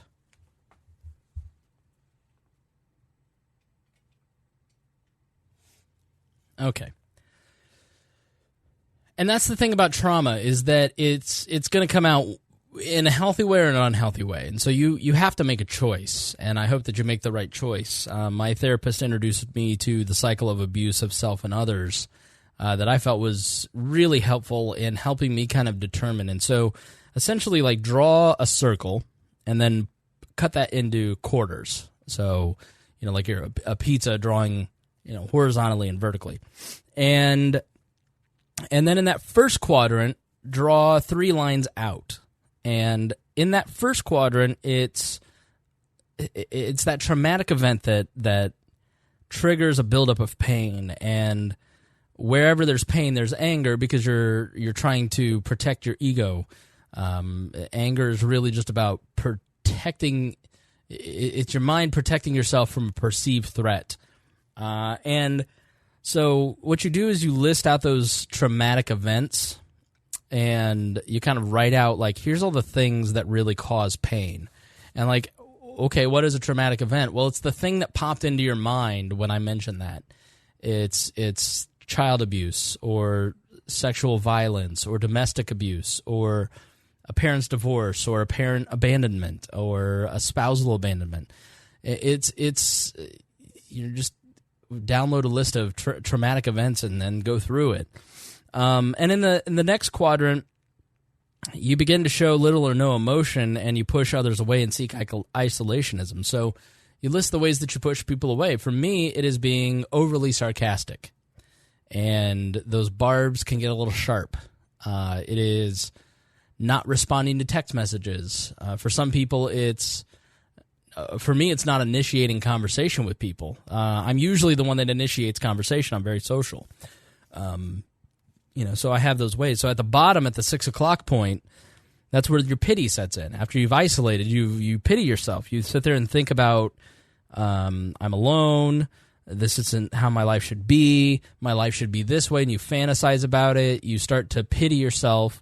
And then in that next quadrant, you start acting out for temporary relief, and it's acts of self-abuse. So how do you relieve yourself? How do you cope in unhealthy ways with that trauma, that isolation, and that pity? For me, it's overeating. It's if I've had a stressful, hard day, I feel the urge to go to Cracker Barrel and eat a lot of carbs. Or not go to the gym and not take care of myself physically. For some people, that may be drinking or overusing drugs or using drugs at all or sexual behaviors. You list out in like sun rays out from that circle all the ways that you punish yourself. And then you get into the next quadrant, which is pretending normal. And you have guilt and fear of being exposed or found out. You list ways that you aggressively protect your ego and disconnect from life and loved ones. So you are just in this victim stance where you're reacting to life, and you are constantly just like, you're like Donald Trump. You're just like constantly jabbing at perceived threats. And then because you're acting stupid and you're dealing with things in an unhealthy way and you're abusing yourself, then another traumatic event happens. And then it just starts compounding itself. And the goal is to really lift yourself out of that circle at any given time. So I hope that this has helped if you are a person who struggles with some of this, or just even if you're not a depressed person, hopefully some of the stuff that I've learned over the last few years kind of helps you. If you are living with a loved one who is dealing with depression, 54% of those people that committed suicide in that CDC study, 54% said that they had no idea that their loved one was about to commit suicide.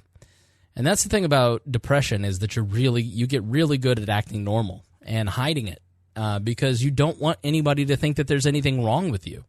Because if people think that you're sick or weird or depressed or off, then nobody's going to want to help you, and nobody's going to want to take you seriously, and that'll just push them away from you because you're even more disgusting because you're depressed. That isolation is just so dangerous. There's a great article that I will put in the show notes called "Posting a Hotline Number Isn't Enough: Break Down Doors to Prevent Suicide." I won't read the whole article, but it's really, really good, and it's about a woman who went through suicidal ideation and depression, and she talks about the stages that she went through, and she makes a point that I make often, which is when you ask somebody how they are, you really don't want them to tell you the truth, and you don't want to tell them the truth. You run into somebody and you say, "How are you doing?" "Good." You really don't want them to say anything other than good, and you don't want to say anything other than good, right? Like, because I don't know if I can handle all of that vulnerability. I don't know if I can handle all of that real connection. So she writes, "When we ask others how they're doing, we don't really want to know. We prize individuality and privacy. More than that, we prize success. Despair and mental illness don't square with success. The desperately unhappy feign wellness. They don't want to admit to friends and family members that they have succumbed to the ultimate American sin of not being able to say, 'I'm good.' No doubt everyone who has posted an admonition to get help, every reporter who added this National Suicide Prevention 800 number at the end of a news story is well-intentioned. But as a person who has called the hotline, I can tell you, it isn't enough. Hotlines are a start, but you can and should. Hotlines are a start, but you can and should do a lot more. If you fear that someone in your life is depressed, make that call yourself. Then make more calls. Get resources lined up. Real resources like therapists and psychiatrists willing to work on a sliding scale. More importantly, be willing to intrude. Commit another American sin, asking how they really are. Keep phoning. Invade personal space. If you are genuinely afraid of what someone might do, take that someone to the emergency room or call 911. A depressed person may well resist your efforts, ignore protests. Sick people need help, and they are often unwilling to admit it. But they won't get any better on their own. It's very possible that the only reason I am here today is because of my friend and her crowbar. Don't be afraid to use a crowbar. More crucially, don't be afraid. And I wholeheartedly agree with that. I think, listen, people, when they are ready to make a difference, need to choose that they're ready to make that difference. You can't help, you can only encourage me to lose weight. You can't encourage me. You can't eat a salad and hope that counts towards my calorie count. Like, I have to do the work. They have to do the work. But you can be there to help them. As I wrote at the end of my article the other day, if you love someone with depression, reaching out when you see behavioral changes is always appreciated, as is patience and empathy. Hurting people will sometimes vent their pain on the safest people in their life. Give them grace. Ultimately, they have to fix themselves, but knowing they are loved and supported is an important step to lifting out of depression. So, man, patience is just a lot of it, and not letting yourself go under, too, because when you live with somebody who is depressed or is acting out, that takes a toll on you, and you have to do good self-care to make sure that you are not slipping into depression yourself, because it's a real concern.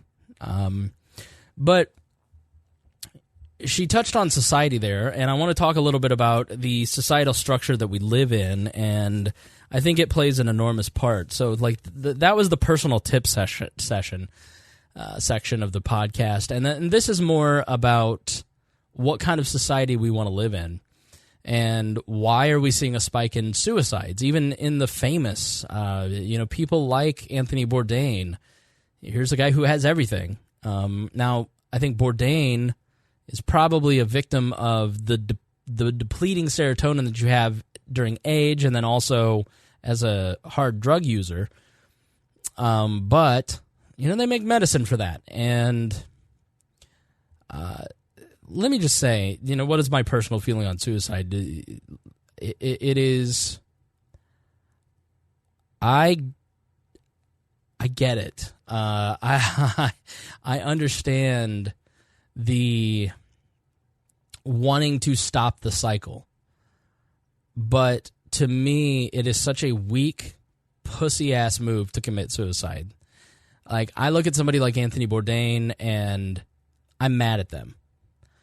I go, you could have been a symbol of light, and you were. You were the type of guy that was open about your struggles and helped people through their struggles and was a symbol of recovery for so many people. And then you gave up the fight and made it okay for all those people that you helped to commit the ultimate act of selfishness. Like, fuck you, man. And I know that we all love Tony Bourdain, and I loved his show, and I loved his style, and I appreciated his authenticity, but I get angry about it because I did the work, and I just think it's so weak when somebody chooses the easy way out. And people want to romanticize suicide, and they want to, as long as the government's not involved, and, it's the ultimate act of bravery, taking a life, especially your own. It's like, no, that's weak. That's weakness. The act of not reaching out to other people and keeping all of your internal feelings to yourself, to me, is weakness. And there's this idea, especially in manhood, that you don't talk about your feelings and you don't talk about the things that you struggle with because it's unmanly. I think that is the most cowardly bullshit I've ever heard in my life. I think the idea that you are not to have a full emotional life if you're a man is ludicrous. It is, and I think that's why so many of us take it so personal. All these hit pieces. Will Higgins at the Indianapolis Star. Jordan Peterson's coming here Friday. I'm going to see him. And Will Higgins at the Star wrote this piece of garbage article that lied about Jordan Peterson. And we get mad about it because here's a guy who is telling men that it's okay to be men, that you need to be a man, that you need to be open about your feelings, that you need to talk to other people, that you need to have the courage to stand up and say, I'm struggling with this. It is weakness to hide. To not say things that are hard is the opposite of manhood. It's boyhood. And if you are the type of person who is struggling with this, I don't care what your brain says. If your brain tells you nobody's going to care, it's wrong. And it is a lie. And believing lies is weakness. And I just look at people who commit suicide, and it makes me mad. There is definitely empathy and compassion there. I understand the struggle, but at the same time, I love a redemption story. You know, I am one, and I know that the work is not nearly as hard as people think it is. Like, that's the crazy thing. It was so easy to get healthy. It was so easy. Like, there were hard moments, but by and large, it is so much easier because the better you get at self-care, the better you get in general, and the easier things get. I don't know. I just get mad about it, and I know that's not a popular statement. We're all supposed to just pretend that Anthony Bourdain killing himself is somehow bravery, and that it is we must honor him now. It's like, honor his work, but don't glorify what he did. It's not a thing to glorify. Life is about overcoming adversity. And part of humanity is about exemplifying the ability to overcome adversity so you can then demonstrate to other people hope. And I encourage you, if you're like me, be brave and tell your story. Go out and post a status and say, you know, I've dealt with these issues, and I don't want anybody to be, you know, that 10% spike in suicides after Robin Williams. To prevent that, people who didn't take the cowardly way out have to speak up and be honest. And tell the people who are struggling with this right now that there's an alternative, because nobody wants to do that. Nobody wants to stand up and be courageous. And that is the problem with our society in general, is everybody's a fucking coward. Everybody is a little baby. Nobody wants to answer, I'm not doing well. Good. You know, I really like Bill Weld, but I don't want to say it. And I'm not saying that I do. I'm saying, like, I'm a Bill Weld supporter, and I just think it's terrible the way that they're treated, but I don't want to say anything online because I don't want to be attacked. Grow a pair of fucking balls. You know, because here's the cost. Okay, so this article comes out in the Washington Post. It's this professor of sociology and director of women, gender, and sexuality studies at Northeastern University. Washington Post actually printed this on June 8th. Why can't we hate men? It's not that Eric Schneiderman, the now New York former attorney general, pushed me over the edge. My edge has been crossed for a long time, before President Trump, before Weinstein, before mansplaining, and before incels, before live streaming sexual assaults and red pill men groups and rape camps as a tool of war, and the deadening of banality of male prerogative. Listen, all that's terrible. These men's rights groups, it is a doorway to bigotry. There's no other way to put it. I've been in some of those groups. Like, it's like that's what everybody warned about, the Pepe the Frog stuff. Like, obviously Pepe is a meme, and calm the fuck down. But I saw people go from, you know, I'm just making Jew jokes to be funny, to a year later, like, man, these Jews are really like, okay, well, the whole there's definitely an element of people who use, I'm just against PC culture, so that they can then begin saying racist shit. You know, none of that's right. But this isn't right either, what this woman says. Let me just go to the end, because I have to. I've done a show about killing yourself. I can't drive all of the listeners away. So in this moment, here in the land of legislated, legitimated toxic masculinity, is it really so illogical to hate men? For all the power of Me Too and Time's Up and the women's marches, only a relatively few men have been called to task, and I've yet to see a mass wave of prosecutions or even serious recognition of wrongdoing. On the contrary, cries of witch hunt and the plotted resurrection of celebrity offenders came quick on the heels of the outcry over the endemic sexual harassment and violence. But we're not supposed to hate them because not all men, hashtag. I love Michelle Obama as much as the next woman, but when they have gone low for all of human history, maybe it's time for us to go all Thelma and Louise and Foxy Brown over their collective butts. The world has little place for feminist anger. Really? Women are supposed to support, not condemn, offer succor, not dismissal. We're supposed to feel more empathy for your fear of being called a harasser than we were for the women being harassed. We were told with us and not, hashtag not him, but truly, if he were with us, wouldn't this have all ended a long time ago?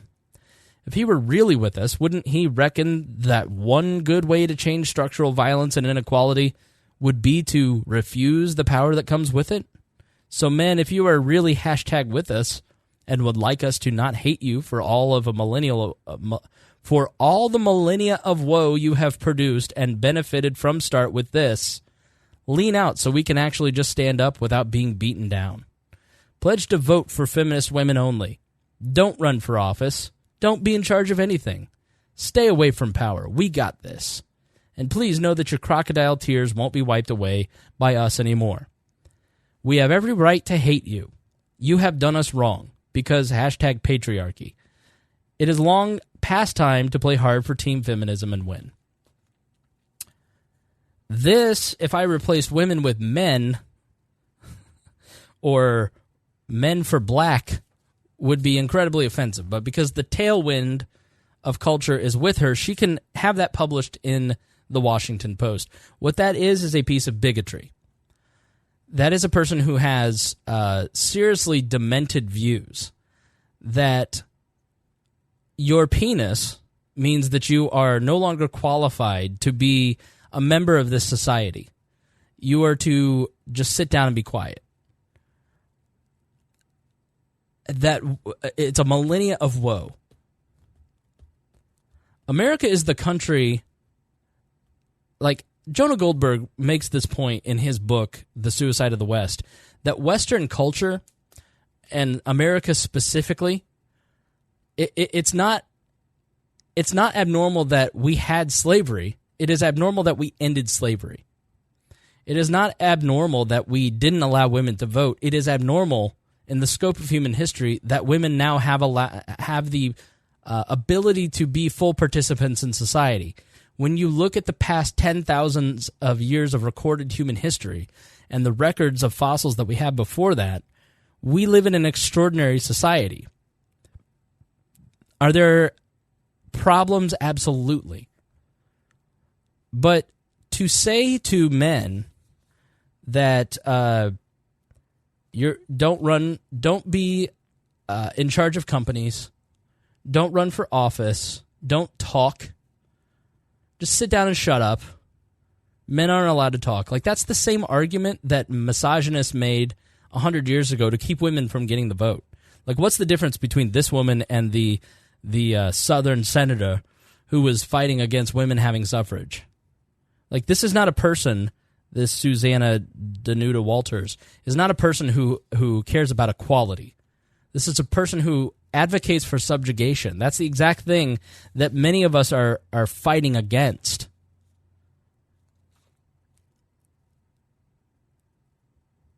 You know, you you wonder why teenage men are the ones killing themselves at the this is the kind of thing that people are advocating for. Like, if it was harmful for young women to hear you can't be president,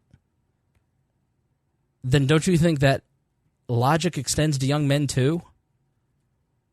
That you're not allowed to be a full participant in society because of your sexual organ?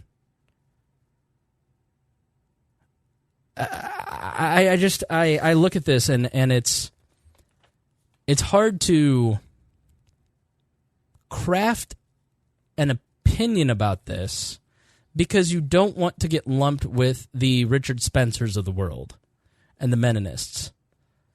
And it feels uncomfortable saying any of this because there are legitimate structural issues in the way that women are treated in our society. But I want to fix those, but I also don't want to tell young men to sit down and shut up. That because men 150 years ago felt that rape was okay, or the president in the 90s felt that rape was okay, the Democratic president, by the way, that she probably voted for, rape was okay, that the young man who is 13, who is going to grow up in a completely different society that treats women in a much better way than even my generation did, isn't allowed to have an opinion? I don't get it. Like, and this kind of bigotry is published by the Washington Post, a mainstream news outlet. And then when someone like Jordan Peterson goes out and says, this isn't okay, look at how he's treated. It's... So I've been reading this book called The Benedict Option by a guy named Rob Dreher. I think he writes for the American Conservative. He's a very Catholic writer, very conservative. We disagree on a lot of policies as libertarians with Rob Dreher. But this book I felt was very interesting because he's talking about the culture at large.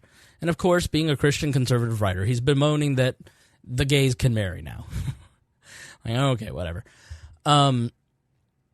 But he makes the point that Christianity thrived in times where it wasn't the predominant prevailing culture. Like it atrophied the last 100 years as the Christian church tried to force itself onto society. It atrophied because people are being forced. But when it's a choice and you have to persuade people, then it thrives. Isn't that weird? Isn't that exactly what libertarians say about just about everything? That when you force people to do something, they don't want to do it and they don't like it. But when you persuade people, all of the sudden, they're more interested in doing that benefits them. And basically the theory of the book is that the future is small tribes. That, St. Benedict was someone who grew up in, I think, Italy and dreamed of being in the Roman Catholic Church, and then he went to Rome in the middle of, the barbarian Sacs, and he couldn't believe how gross and sinful even the Catholic Church was in Rome, and so what he did is he founded this order. He set himself apart from the culture and created.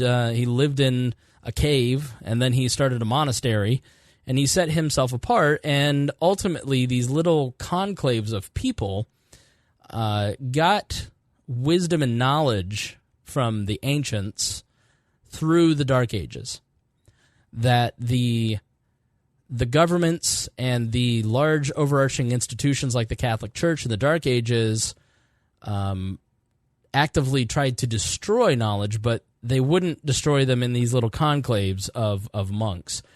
And so what he advocates is that, listen, stop trying to force everybody to live your cultural values. Basically, he's saying to Christians, like, stop trying to force gay people to live the way you want. Like, just go live in your little community and be satisfied that you can live in your community in peace. Because if you go out and start fighting with other people, then you see, it's like the gay cakes case. Then all of a sudden, two guys feel that they have the right to start forcing you to violate your Christian beliefs because your side of the culture, maybe not this guy specifically, but your side of the culture tried to keep them from being full participants in society. And I found that to be kind of interesting, and I think it kind of jives. Well, it does jive with libertarianism, and I think as technology starts to blossom, we're going to still continue to be tribalist, and this is the problem. Like this whole tribalism, it's like all of a sudden everybody's talking about tribalism, as if somehow we've not always been tribal. Like, do you think that in the 30s that Mussolini and Hitler weren't using tribalism? That the whole concept of a Christian nation was developed in the 50s to try and fight communism, which was tribal in and of itself. It was just went by communism. Tribalism and nationalism, tribalism and fascism, tribalism in democracies like America. The idea of not kneeling for the flag and make sure you stand up and be patriotic, that in and of itself is a tribal impulse.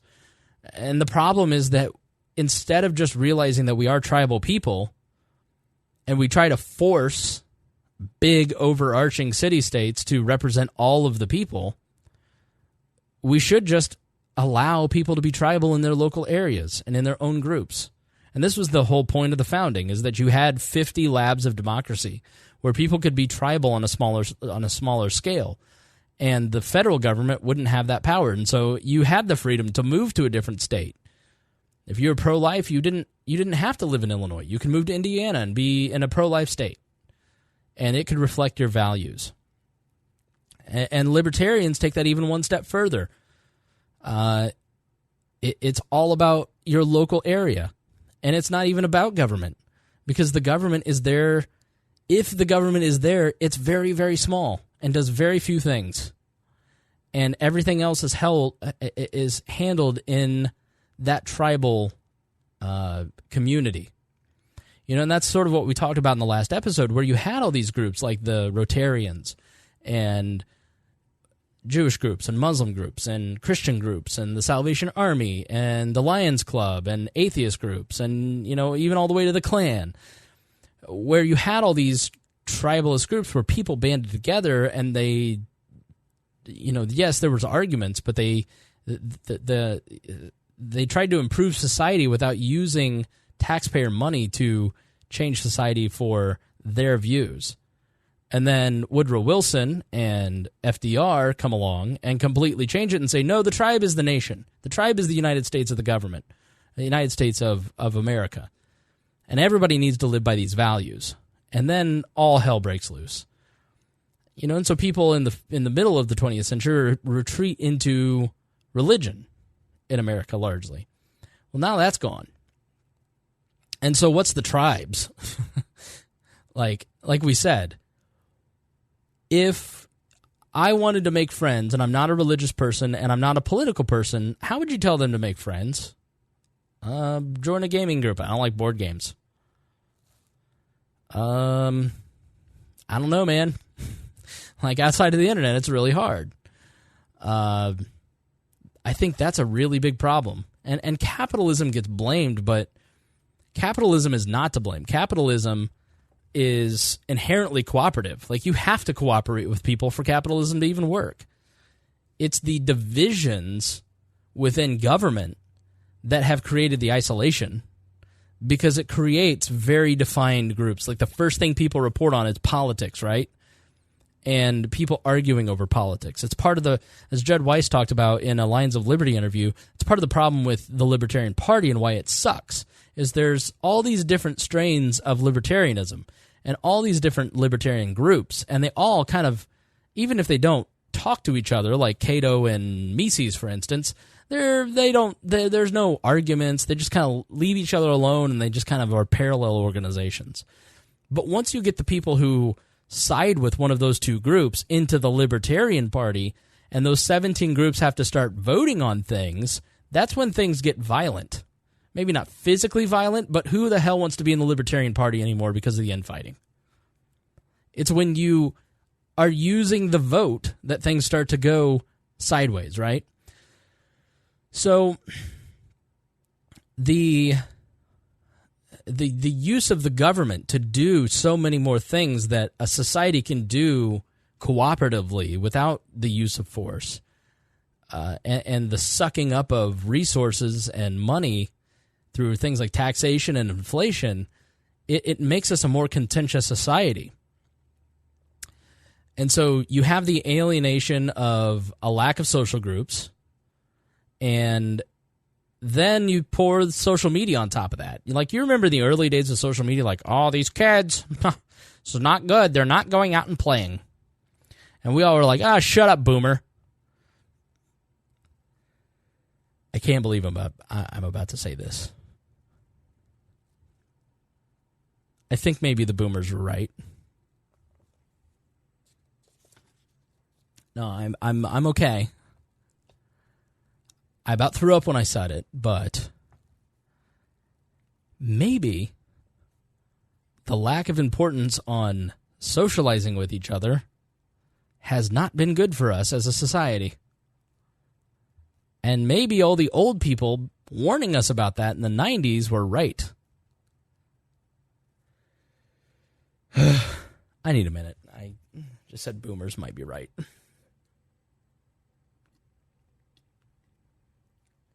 I don't know what's happening to me either. But social media is not structured for connection, it turns out. Like, it's good for collecting contacts, and it's good for, like... So I've always recommended this book, Mate.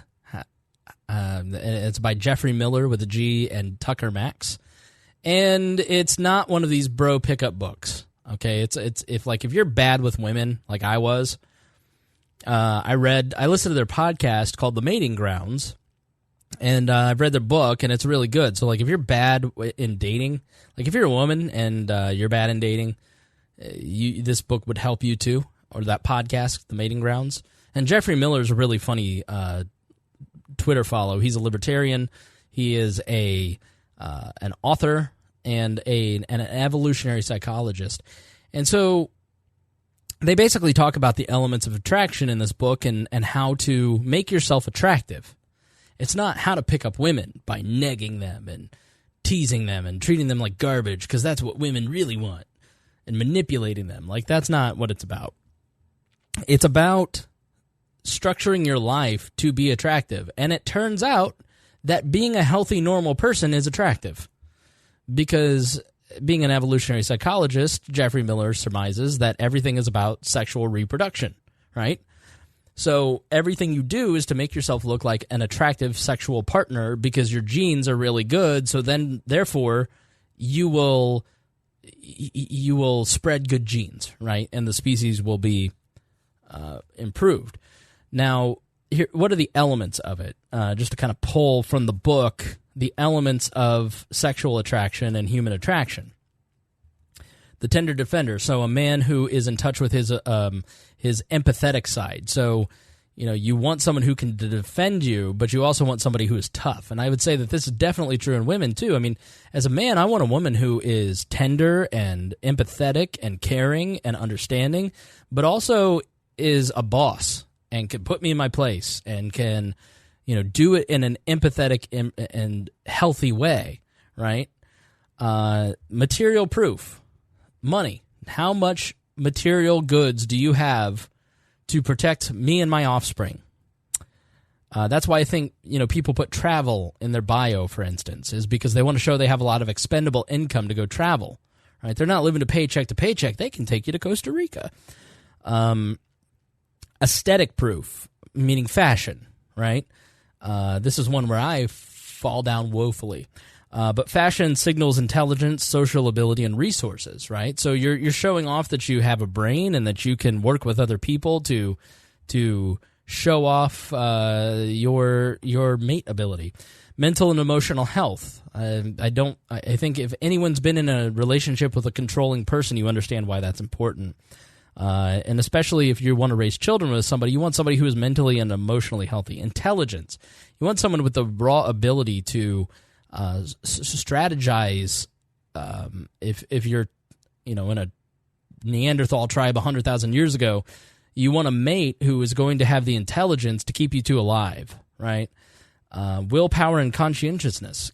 Can you sit there and look and say, I'm depressed, I need to fix it, and then put a plan together and execute it? So as trouble comes along in your relationship with somebody, is that person going to have the conscientiousness to examine themselves and then the willpower to fix it? Social proof. You listen to Tom Woods. Why?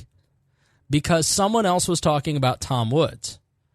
And the more people that are talking about the Tom Woods show, the more social proof Tom Woods has. And so if more people are talking about that person, then the ring around them go, well, this person must be someone to listen to because a lot of people are listening to them and talking about them. Romantic proof. Are you adept at dating? And this displays intelligence and tenderness and emotional and mental health. Like if you were me in 2014 and pushing, like, hey, I need you to be my girlfriend. Bruh, we went to Starbucks for 2.5 hours. Like, no, I need you to validate me. Not a lot of common sense there. And physical health. Are you physically attractive? Also, it's self-explanatory. We always think about money and we always think about weight, but there's other elements too. And no, if you don't want to have kids, that's not what this is about. These are deep-set motivations in your genes based on 200,000 years of programming. Okay, so these are things that you do to display certain qualities to other people. The peacocking idea. Why is I have beautiful ducks outside my window? Why are the male ducks beautiful with green heads and the female ducks are brown? It's because the males have to show more aesthetic proof to show better genetics, as opposed to if they're mangy. They didn't consciously wake up one day and go, I need to grow beautiful green feathers. It just, nature took care of it. Like, these are natural impulses. And so what I think social media has done, it has taken the idea of attracting other people for whatever reason and put it on steroids. And so it's not about connecting with people, it's about attracting people. You're showing off how much money you have, or you're using social proof to show that you're popular and that you have a big podcast that everyone should listen to at WeareLibertarians.com, or you're intelligent, or you have willpower and conscientiousness, and you're displaying things to get people to think a certain way about you. Now, obviously, some of that is, it's nature, right? Like, you got to live, like, if you're working out, it's not that you're working out. You're working out because you want to be healthy. But there's also an element of posting the selfie when you've lost 20 pounds, right? I got a raise, so I got this new car. I'm just going to show everybody my new car. And I think that social media has led us to a place with impulses that are not necessarily healthy. And so I think previous generations, like my grandfather's generation, focused on connecting. In high school, before social media, we focused on one-on-one connection.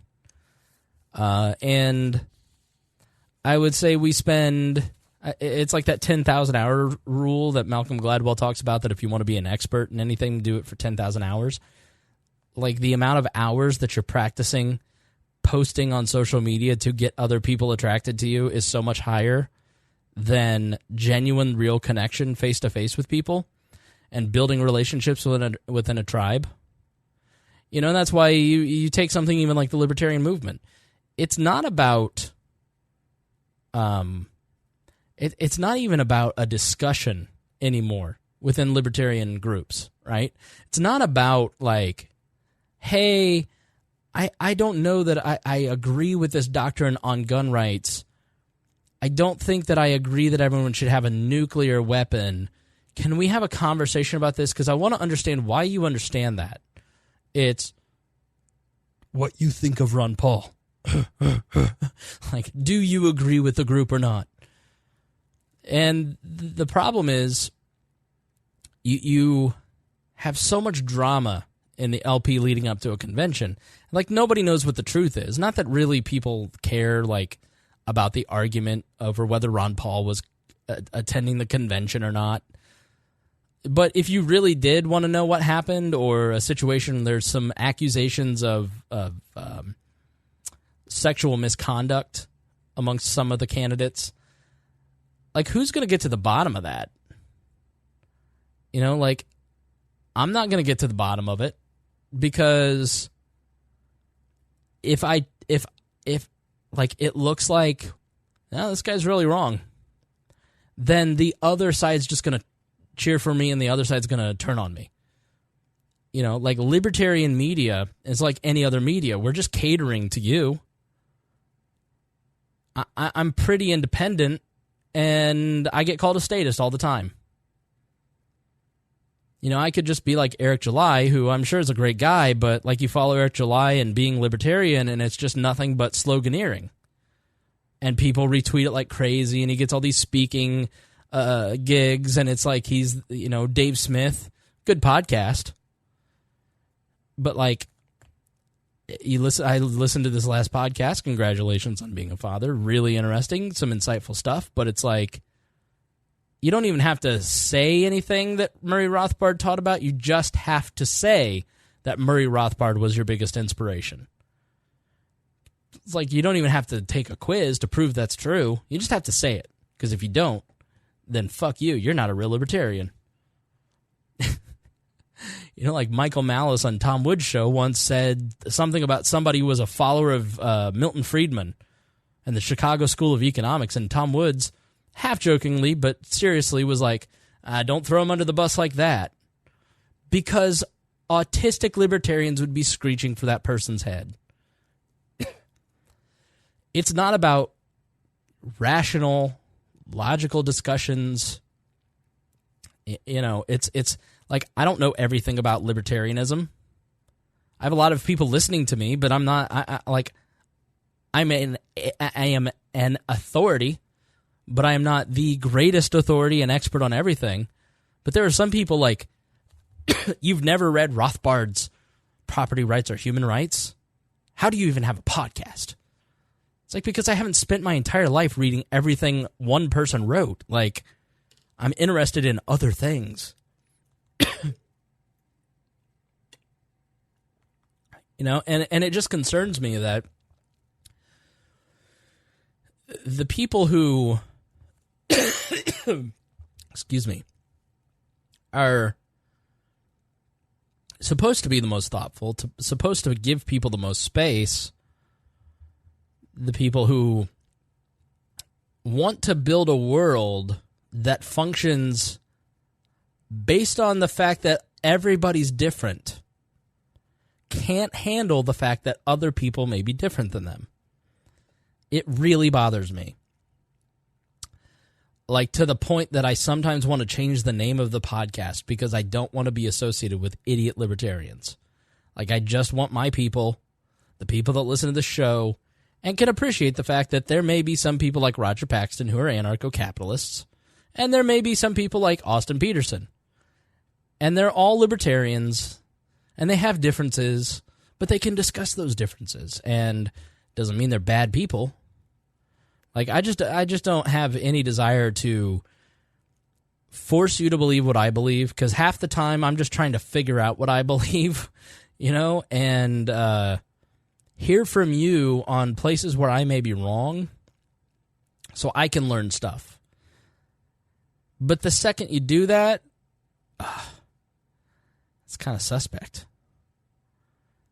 You know, it's why Tommy Lauren, I mean, it's not the only reason Tommy Lauren's popular, but, like, Jonah Goldberg is infinitely more intelligent than Tommy Lauren, but Tommy Lauren has way more Twitter followers. And it's just because she caters to the lowest common denominator. And I feel like in society, we're using social media to just cater to the lowest common denominator on every single level. I mean, I deal with this at work. Well, we need to get clicks. Okay, well, just steal that meme and then write a really clickbaity headline. Okay, well, that doesn't look good. That doesn't look good as a brand. That doesn't serve society well. Yeah, but the ends justify the means. Like the means are irrelevant as long as you get a lot of hits. Okay? I guess I want to end with this because I want to leave you thinking about what kind of world you want to live in and what your values are. And I want you to not be afraid once you figure out what those are to articulate them and do it in a nice way.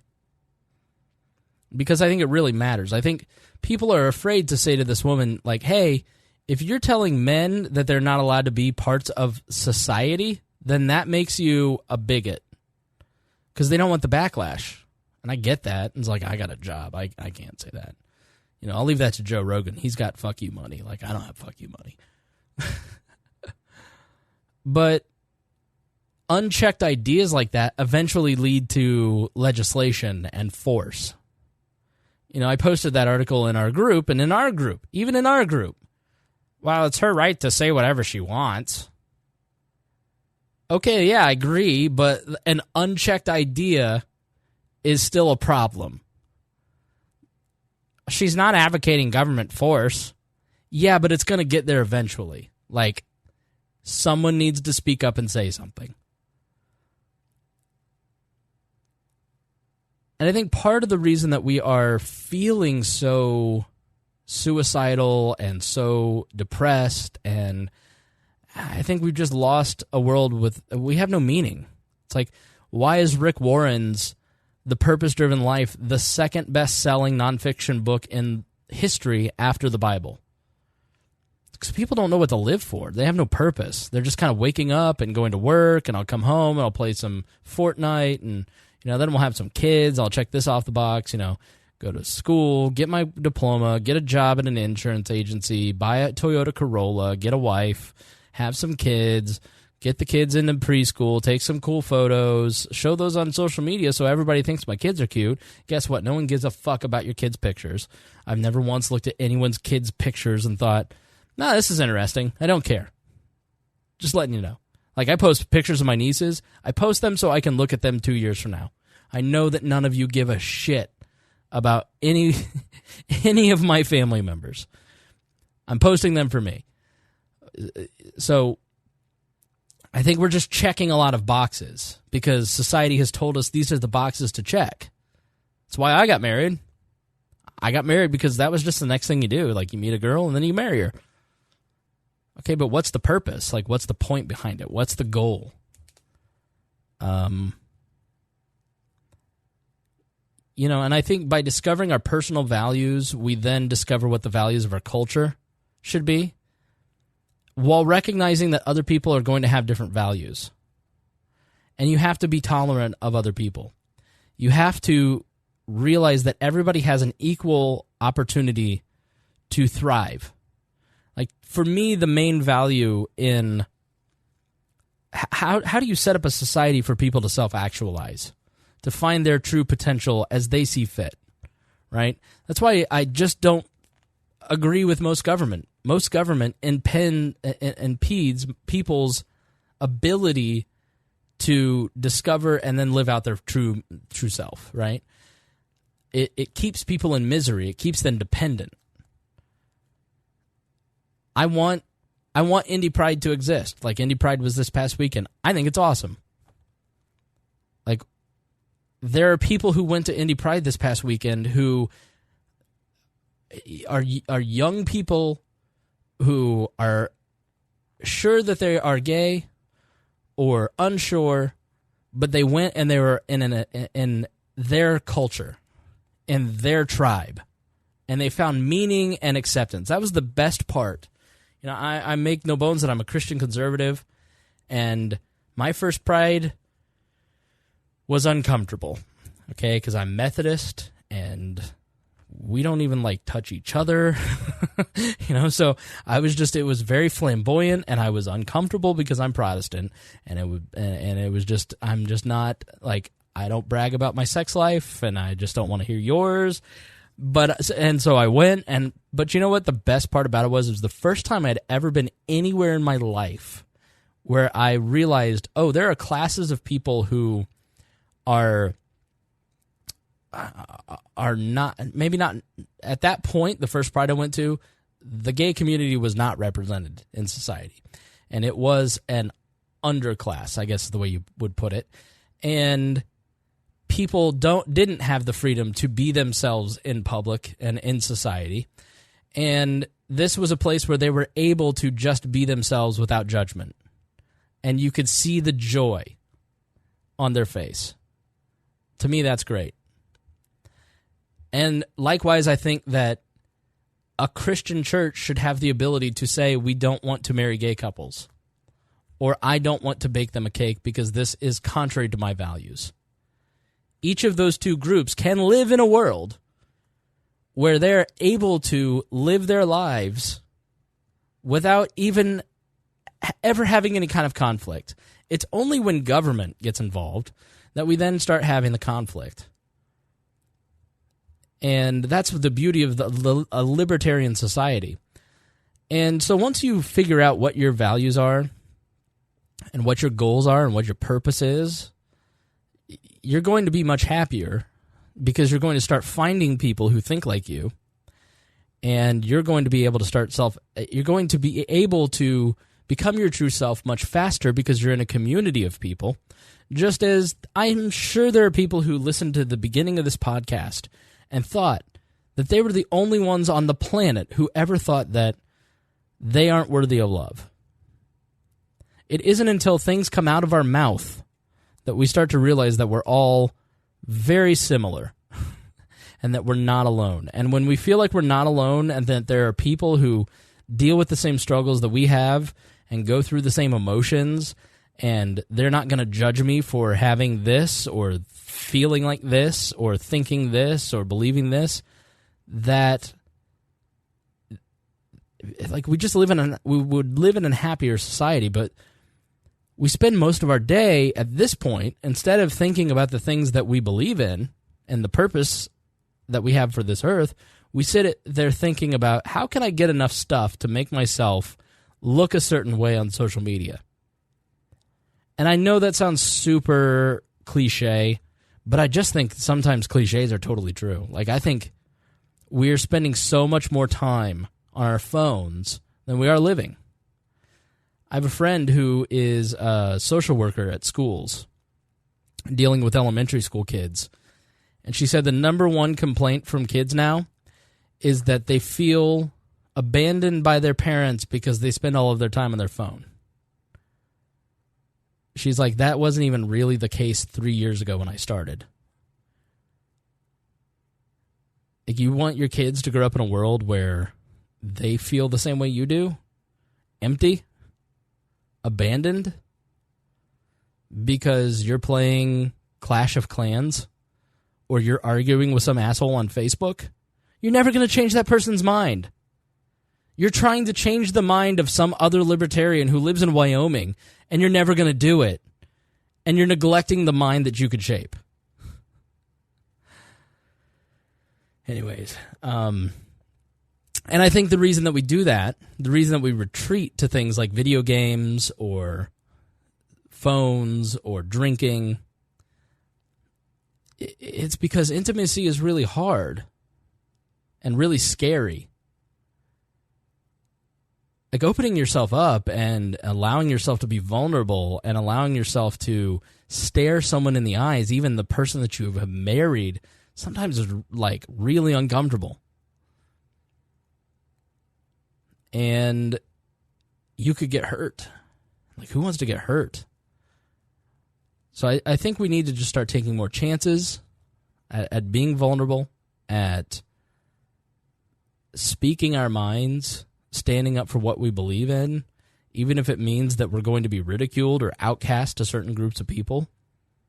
I just feel like we're all glass houses afraid of rocks. Like, everybody is just this fragile, supposedly transparent, pretty building, and we view everybody else as rocks, and they're just going to throw it at us and hurt us. And, like, I don't know. Like, I'm sort of fleshing this all out. So I would appreciate if you have thoughts on any of this stuff, then editor at WeareLibertarians.com. I'd love to hear your thoughts. Join the Facebook group, the main Facebook group. You're always allowed to go in there and post. It's at WeareLibertarians.com. You can join there. Same with the Discord. We fully invite you to participate in our community. I am not the type of person who says, you know what would save society is community, and then offer you no solution. So, join other like-minded libertarians, the people who care about the things that you care about, the people who enjoy... listen, there's shit posting in there, but there's also thoughtful discussion. And if you have something that you think about the show, or if there is a thought from one of these episodes that you want to flesh out and discuss, if you want to correct me because you think I'm wrong, you're wrong, but you can try. Then join the Facebook group, or if you want to send a private note, editor at WeareLibertarians.com. Always enjoy talking to you guys. Even if it's one-on-one like this. How long have I been talking? Oh my God, 2 hours. I'm so sorry. If any of you made it to the end of this, I appreciate it. See, I'm negative talking. I shouldn't do that.